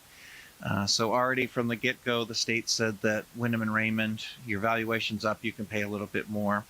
But as we work through the budget process this year, version 6 and the version that you saw actually already reflects the reduction of over 10 positions or 10 FTEs as the administrative team worked through that process. I want to take you to the third page in, which is version 7, which existed on paper for a week or two. And these are some budget adjustments that happened throughout the budget process as we discovered some things within.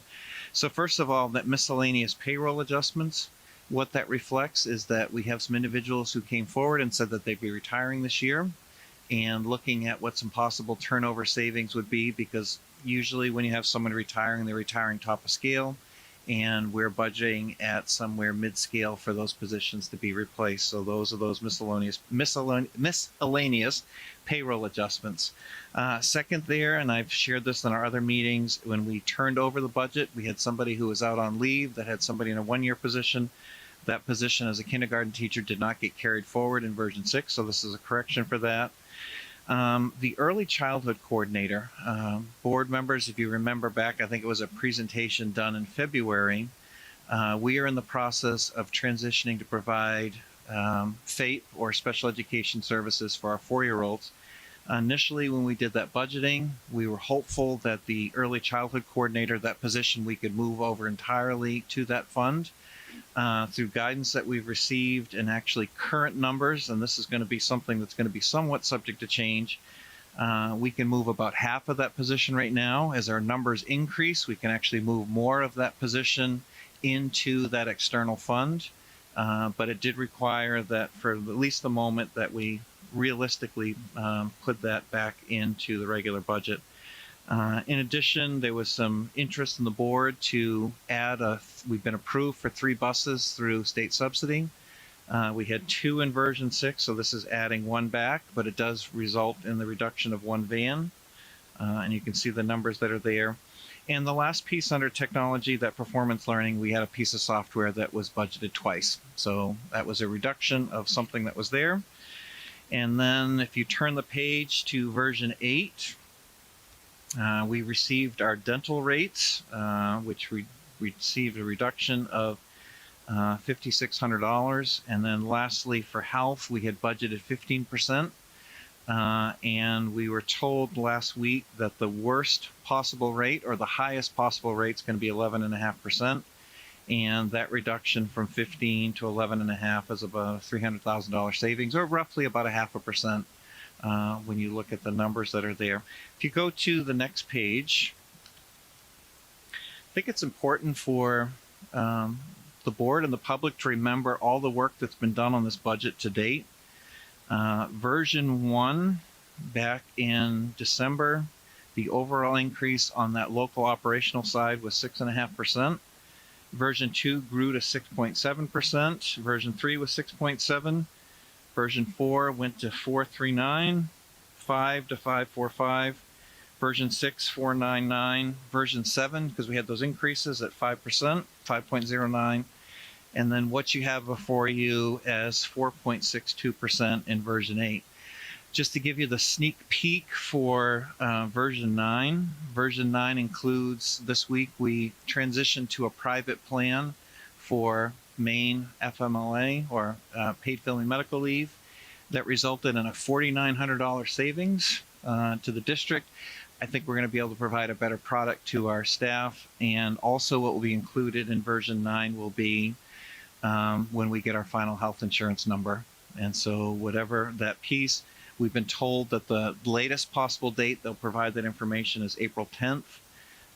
If the past is anything like what we'll see this year, my guess is we'll probably see that's a number sometime next week. They've been pretty good as far as trying to get that out. Other pieces of information that I've included for you for your help with your discussion. You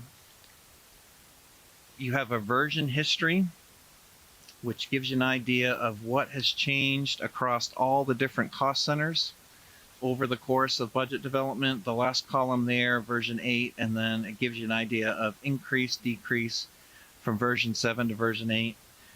Just to give you the high level on that, your greatest reduction that's happened in that is your health insurance and how it impacted all those different areas.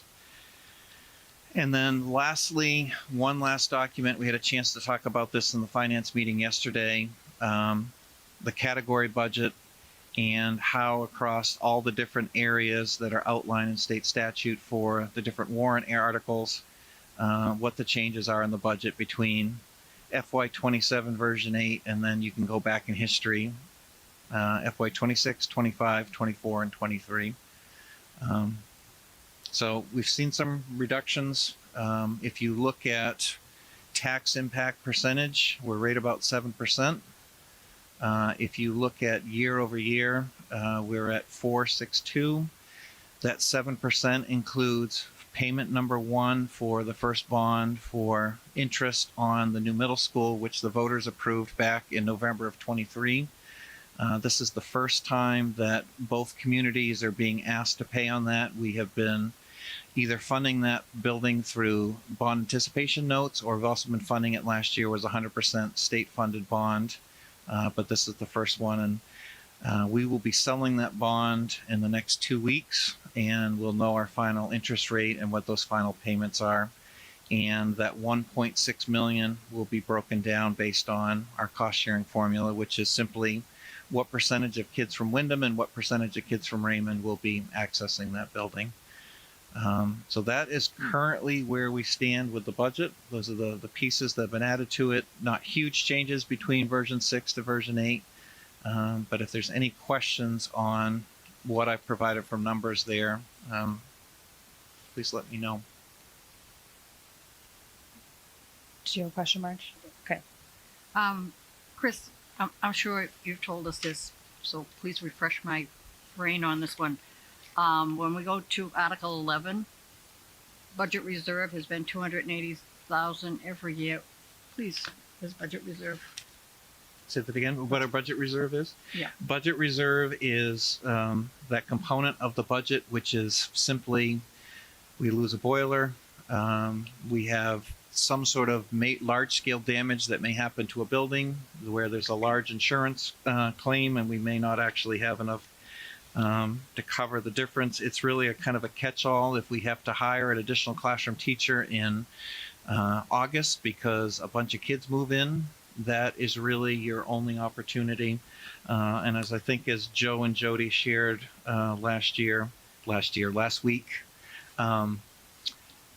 the actual portions of the budget that we really have a lot of control beyond what's already in negotiated salaries and contracts and what the board has tried to do with policy and class sizes. There's really not a huge amount of money that you can move around because you can't move around utilities. We still have those components. You can't move around debt. So this is really the only opportunity the board has if something changes. And yes, we've run into times in the middle of the year we've had to replace a boiler because something has broken that we did not expect. Good idea.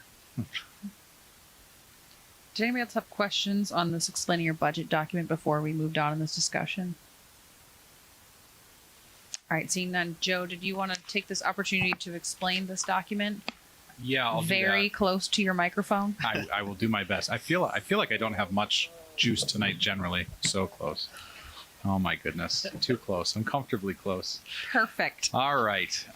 So we have this document to present to you tonight. It's still in draft form. We've noted a couple of typos and edits we're going to need to make to this, which we will. The idea with this is that it'll be a document we can circulate to the public to help them better understand the budget for fiscal year 2027. Also a tool for the board to help you as you're having conversations outside this meeting and explaining the budget as well.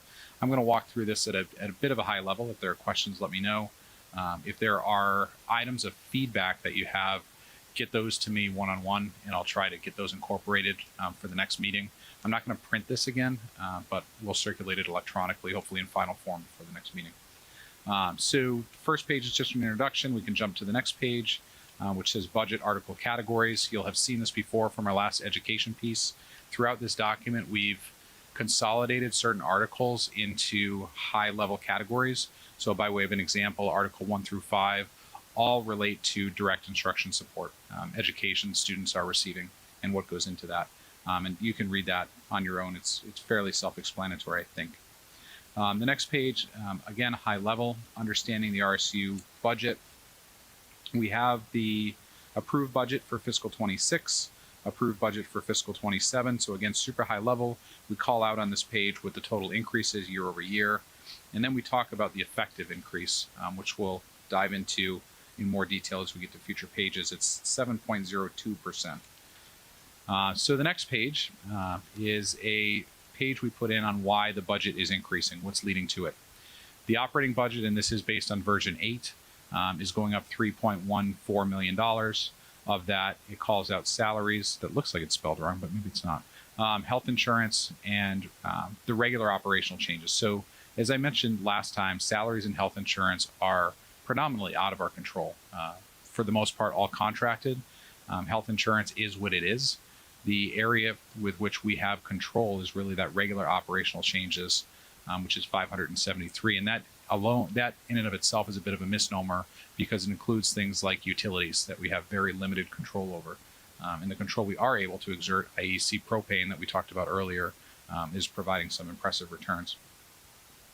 The second area called out on that page is the middle school construction debt payment. There is an error here. It says local debt payment. We'll correct that to be just debt payment.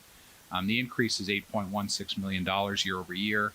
We call out in here is an important note, if you will, that the state of Maine pays 86.4% of that. So it's a small percentage of that relative that goes to the public this year. We can move on to the next page. The header is key budget facts, saying the same thing a bit differently.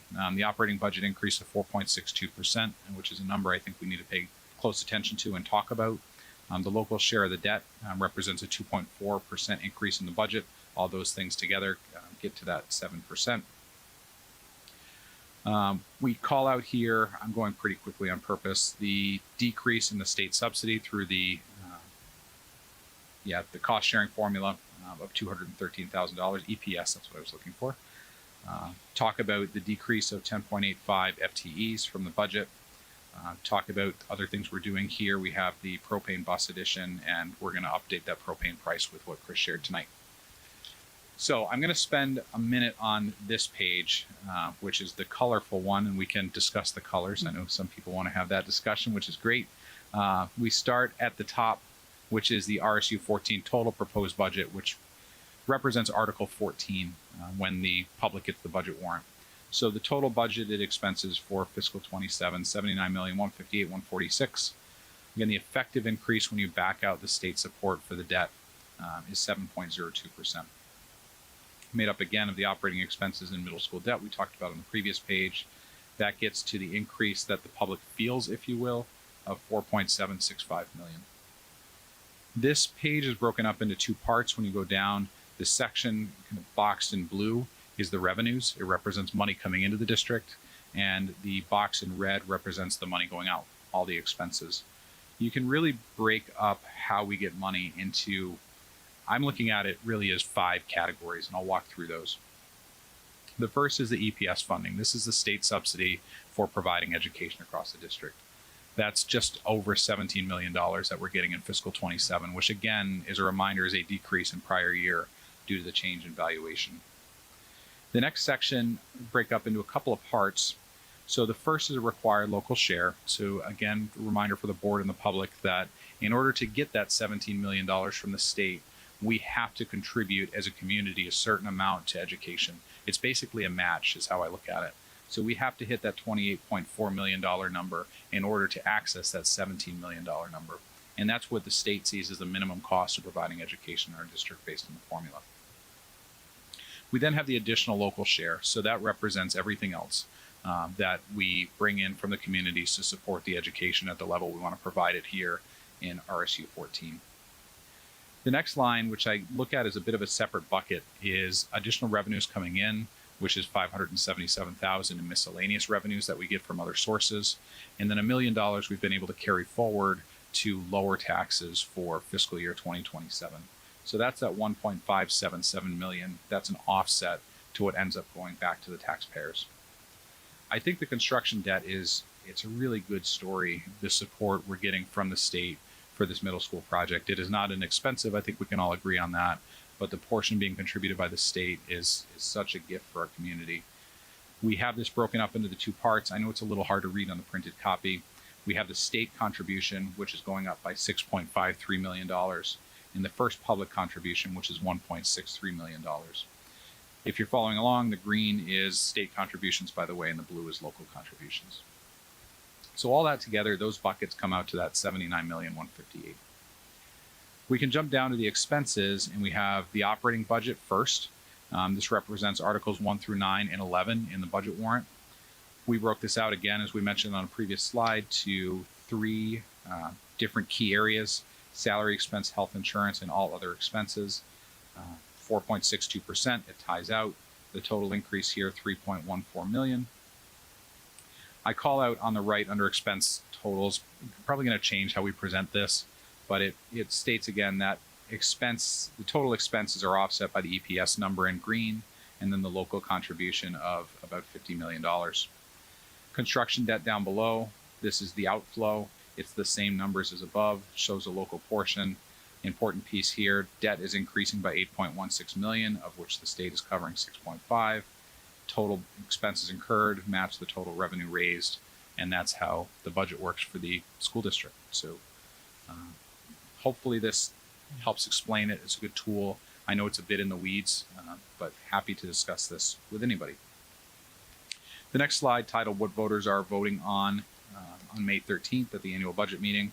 This walks through what each of the articles are, how it works, what we have to vote on.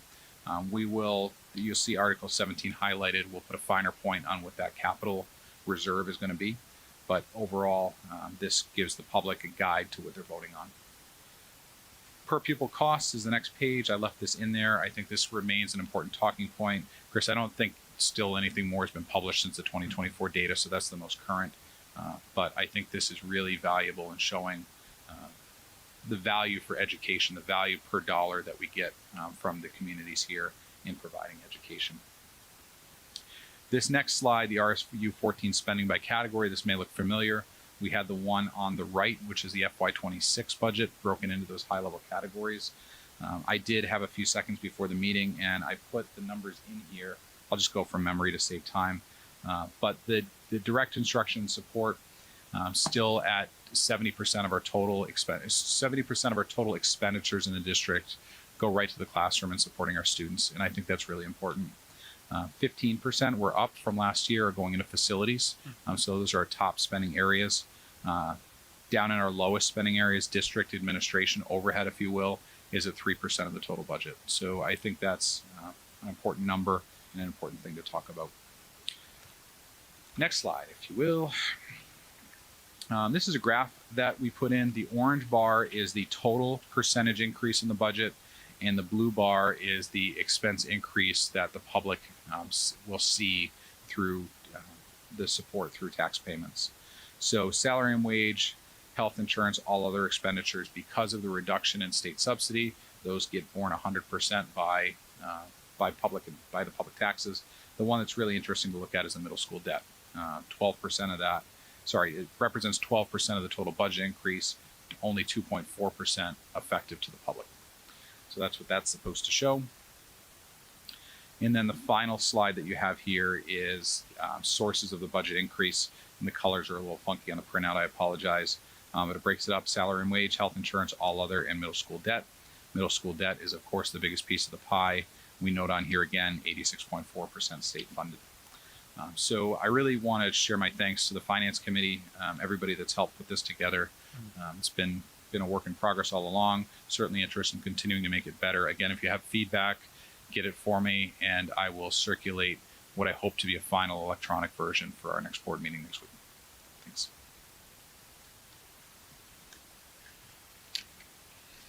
Thank you for that, Joe. I do have some feedback, but so that's a offline conversation is what I'm hearing. Okay. I think that's if people have Totally things fine. they want to share now, fine, but probably easier offline. Yeah, I mean that's if it's something people want to talk about, yeah, let's have the conversation. But if it's just technical or visual things, just get them to me separate. So, your call. I will just put out my question, and then if nobody has any comments on it, then we can just leave it there. There are 3 slides that reference articles, and we only talk about the articles at the budget meeting. They're not on the final vote. My feeling is that that's a lot of space and time that we're putting, specifying what each article is, when maybe it only needs 1 or 2 slides, because I think ultimately people are, what is it going to cost me? Why is it this? Which the whole rest of the document is excellent at explaining that. So I'll just put that out there. We don't have to discuss it. Nothing has to come of it, but that was just my kind of immediate thought. There was a lot of information about the articles that really only impact one particular night, right? So again, we can just leave that. It's a point well made. When we originally designed this series, thinking, at least I'll speak from my perspective, the first one was that top line one we did in January, which was kind of giving a current state last year versus this year.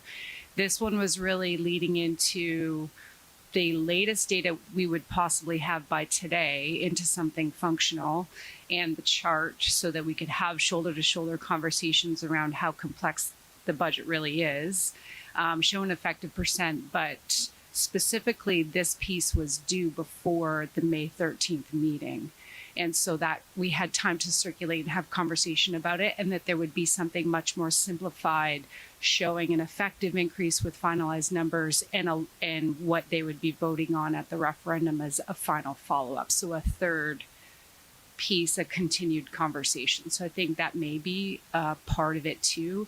And just to address the confusion that and feedback we got around at the meeting last year and subsequent, that there wasn't a level of awareness of what the articles were and how we worked through our process through the whole season, was really how we were trying to tie them together.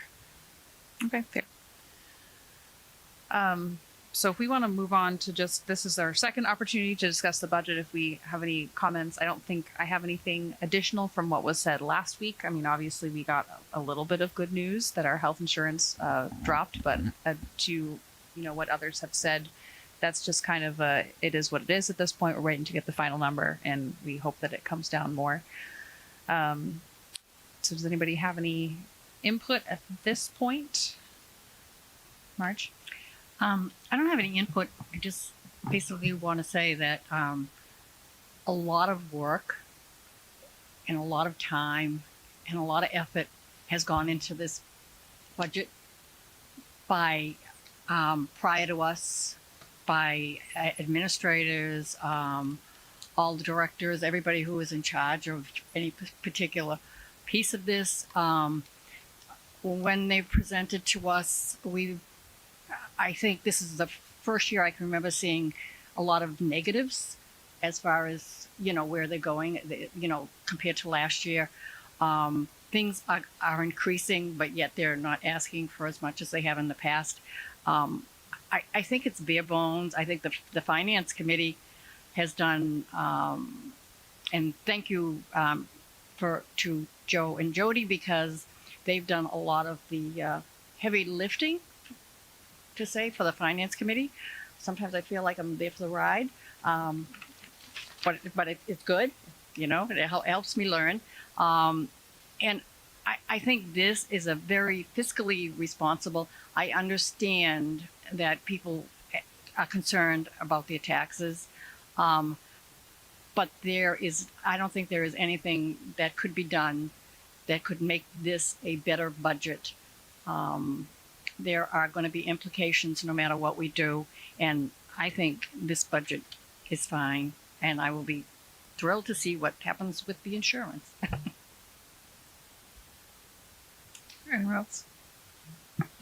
I think there's a couple of things. I mean, I have the whole list of things which I'll save for another meeting, but once we get the finalized numbers. But I think if I was listening to the meetings all the way along and trying to understand what's happened, Chris talked about the 10 positions that were reduced, and certainly the work that Marge is alluding to before we get here is very specific too. And even Chris gave us an update by each cost center with the reductions that were in the tens of thousands as we moved through the version. So this is what I'm willing to give up. This is what I would really like to serve my students. And then there was still concessions made 4 and 5 and 6 times across all those cost centers. But a couple of things, and this is not a negative thing, but the investments come with compromises as well. And those are a few things I just wanted to highlight also for the public, is that we did reduce a standards-based teacher for a year based on the fact that we were going to invest in bar across the district with a transition into the new middle school. So there's purpose with that, but that's something that has changed in one of our facilities. Definitely want to also just highlight the fact that we're in need of the mechanic in the transportation garage. We're using people for dual purposes on a regular basis. And I think that's a need that we continue to look at. the special education department continues to flex and coordinate and work as a cohesive team because they gave up multiple positions at the Ed Tech 3 level. It's a good news story that we're looking at cohort 3 for special education this year, so that we'll bring in special education teachers at that level and the coordinator. It's too bad we weren't able to use the funding fully for that particular staff member. But that's a concession that special ed has made as well. And not just in addition, there was almost $500,000 just from staffing in that particular department. Also looking at the van driver, we moved over into local entitlement as well. Just at any place where there could be flex and movement. There's been movement getting Lindsay trained for bar. Hopefully we do get news on state funding for the bar, the $150K that can come back into this for that investment. But there's a lot of investments that we've also made. But those are a few things that were concessions, so that if we look at 4.62, it maybe isn't the smallest number that we've ever put out on an average of 3.45, and there's still space in the budget. These are big things that we're giving up that are difficult. When we don't have a mechanic that can fix our 24 buses, then that's a difficult thing to work around. So not a negative thing, but just compromises that have been made as well. So I want to just put those out there. I think one of the things that I'll celebrate and continue to is that $1.4 million increase in salary pays the people that work in this district. And I think everybody here can agree that we've just got some incredible institutional knowledge, decades and decades and decades of experience, and the work that gets done. We've had all the way from the superintendent to the director of food services, assistant superintendent, superintendent of the year, all of those awards and things that continue to show us the value of the people that work in this district. So happy to support the salary and benefit contracts that represent that. And then lastly, I want to just point out the fact that we go forward with hopes and dreams in a lot of categories too, right? So we want scoreboards and other things. We want an assistant for our Raymond Elementary principal out in Raymond as we make the transition. So there are wish list items. These are people that are working day and night to keep these buildings going. And when we reduce services, I agree with Marge. I think it's really important that we're very specific on the things that have been given up and the things that we can celebrate as investments. And Chris already alluded to most of the top line ones. So just wanted to at least add that as we head into the last, hopefully, week of data here. I really appreciate you pointing those out, Jody. I think it's sometimes might get lost where those things have happened prior to them coming before the board. And even though we mentioned them, I think it's worth mentioning again. So kind of in that same vein, I have an ask. I don't know if you can pull it off for next week. You know, when we think about top line number, and again, we are higher than where we've maybe been, but that's just kind of where we are at this point.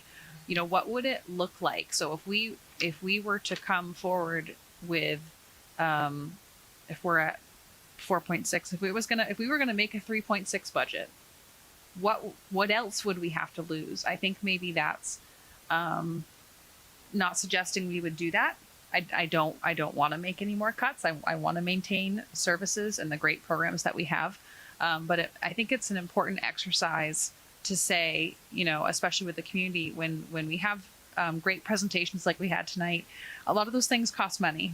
So if we were to whittle this down further, I think, I don't know if hypothetical is the right word, but what would that look like? What would we be giving up?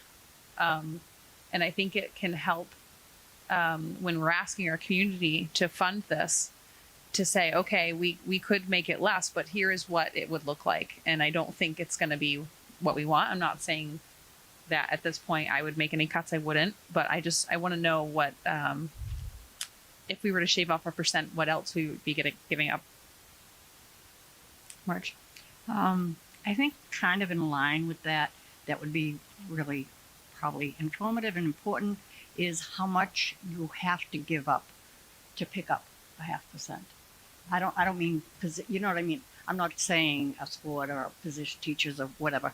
How much we would have to reduce that money to make that 0.5%, even a 0.5%. I think we've had similar discussions in other meetings before.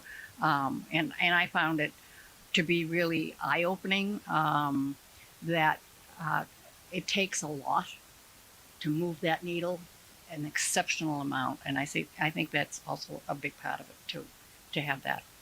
If I can just speak to that just for a second. So first of all, on our budget, 1%, $670,000. Just also want to point out, because it's another piece that hasn't been shared tonight, the significant investments that the board has made to just the operating side of this organization. This is one of the first years you're starting to see dividends, whereas you see districts around us that are having significant increases within their budget just for energy. And energy's basically stayed flat.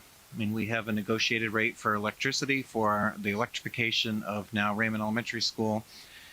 We are basically flat now moving forward with propane. In fact, we're seeing a reduction. The number I gave you and what we're actually anticipating we're going to use next year is a decrease.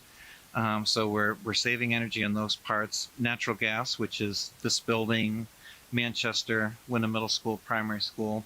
That's a bit of a wild card at the moment to see where we land with that. So there's not a place that you could go to that's actually going to be a savings, because you've pulled the savings out for those components. So with over 80% of take debt, because you can't miss out on your payments. So 80%, it's going to be people. So 335,000 is 0.5%, and that can come from a couple different places. Is that one, health insurance? If you see a reduction like what we saw, if health insurance comes in at 7 or 8%, there's 0.5% right there. Otherwise, it's going to be people, and we'd have to take a look at either class sizes or supports that happen towards classes. And so, give you an idea. I mean, a classroom teacher is roughly 100,000 if you go salary and benefits. Support staff are around 65 to 70,000 for salary and benefits. So it's either 3.3 teachers, or a combination of teacher support staff, or a combination of, that's for the 0.5%, or a combination with health insurance. The other component, Joe, which I will email you tomorrow, version 8, instead of $1 million towards from fund balance, is $1.2 million towards from fund balance. So it does further reduce that tax component. So we also can take a look at, can we take a little bit of carryover and do a further reduction there. So happy to go through the exercise, and happy to go through the administrative team with that. But also, if we can get this actually posted on the website for reductions that have taken place, but different versions. I mean, version 4 was a $940,000 reduction. Version 6 was a $300,000 reduction from the previous one. Version 8 is a $318,000. So already from the initial ask, this budget has been reduced by $1.5 million, almost $1.6 million. So it's going to be people, and it's going to be class sizes, is really ultimately what it's come down to. And, we take a look at what programs and things that would actually, but that gives you an idea of what a percent looks like, or what 0.5% looks like. Jess? I just want to say, for the time that I've been on the board, and I'm not a financial person by any means, so thank you, Joe, because this is probably one of the first times in how many years I've been sitting in this chair that I get it to a point. Like, this is my budget for dummies right here, and I really appreciate it, because it does help. I also I appreciate how the admin, you've always, in the years I've been sitting here, have always come to us asking for the very bare minimum before we get to people. And that's always been great. I feel like we have the easiest job when it comes to that, because you guys have already done the heavy lifting, and you've got other school boards who they're having to make these harder decisions that luckily we're not in that same boat. So I do appreciate that, and I just wanted to throw that out there. Ginny? Well, being on the finance committee for the first time, I am amazed at the expertise that we have, really, in just unbelievable. And I want the public to know how much effort went into this document. And please look at it, as just said. It's just clarifies things. The budget, when we see it, is in a binder. I've got my binder that weighs about 5 pounds. Yeah. And what they've done is put it in this little document saying, this is what's coming in, this is what's going out, this is what's being asked for. We listened to each administrator going through their budget. And as you said, bare bones. I think this is bare bones. I think everyone's tried really, really hard to make it clear. That's the part that keeps coming to my mind. It's just clear on this document that you can see what there is that needs to be done, what we are asking, what the administrators are asking. As far as the warrants, I think I would keep them. I think that really just any piece of information, education that you can give to the public, me, is beneficial. It will be beneficial to everyone. So good job, you guys. So I understand the idea of going through an exercise of seeing what it would look like. But when it's stated that it would be impacting staff, I hope we're not forgetting, really, it's impacting kids and students. Not that everything in this budget isn't impacting students in one way or another, but that's a really direct impact on students. And having seen all the hard work that's gone into building fantastic programs to support each and every student, I would hope that we don't end up going there and that the public would support what we're looking at right now, that hopefully can be reduced a bit by hopefully health insurance. I'm just going to keep those fingers and toes crossed, because really we want to be sure we're not impacting the experience and the supports that our students have. That is the absolute most important thing. Obviously, that's why we're a school district. So I just want to make that point. Thank you.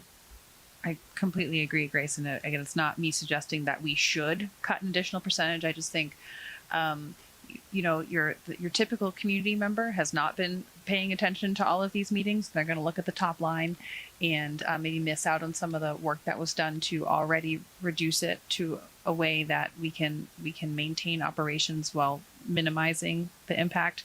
So I think it's an important discussion point to say, okay, if we were to cut further, this is what it would look like, and we would be losing 6 people. So that the 10 FTEs that we took out of this budget already, my understanding was mostly through attrition.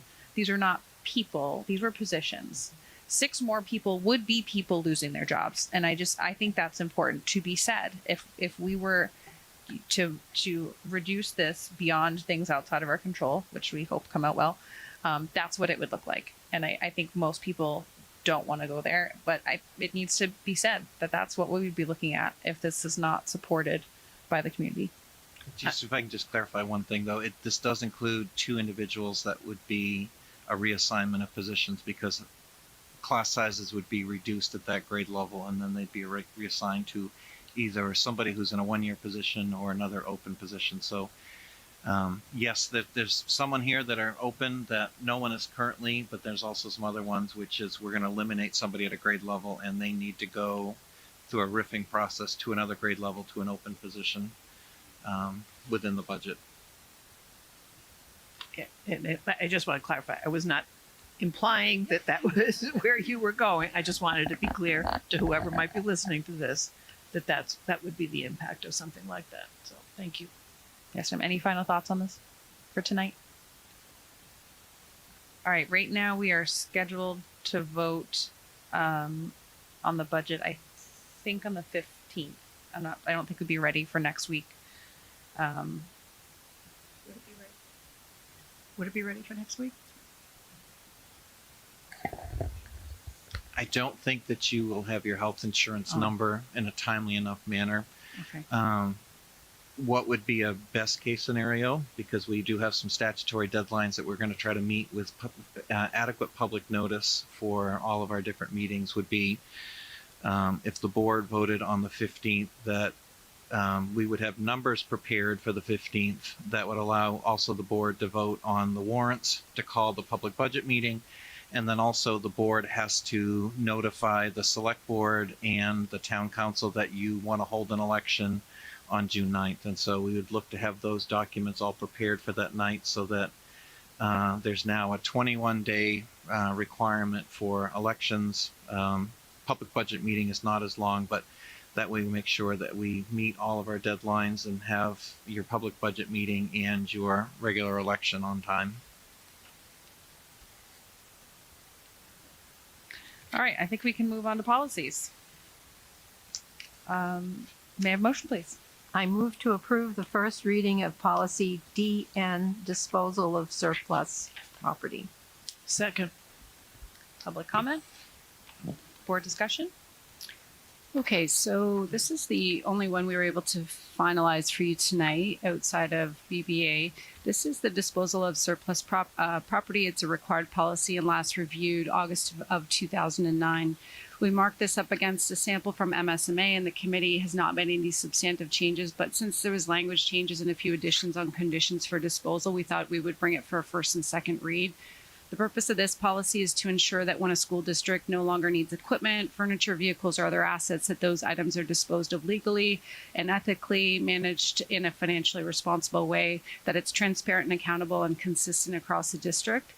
The determination of surplus will be done by the superintendent with a trigger for board notification for property valued at more than $10,000. Added language includes that notification in writing for declaring surplus may be applicable in consultation with the board. There's a directive of how and when library books, textbooks, and instructional materials are to be disposed of. Surplus property that is offered and not sold may be disposed of in a manner deemed advisable by the superintendent, including donation to nonprofits, and worthless property deemed by the superintendent shall be disposed of in a manner that they deem appropriate, with recycling as a priority where feasible. So essentially, not substantive, but a little bit more prescriptive in terms of the conditions. And of course, we consulted with the superintendent during this policy meeting, bringing that language to you. Questions? All those in favor? Motion carries. Next item, adjournment. Would anybody like to adjourn the meeting? I adjourn the meeting. Second. We'll go with it. All those in favor? Motion carries.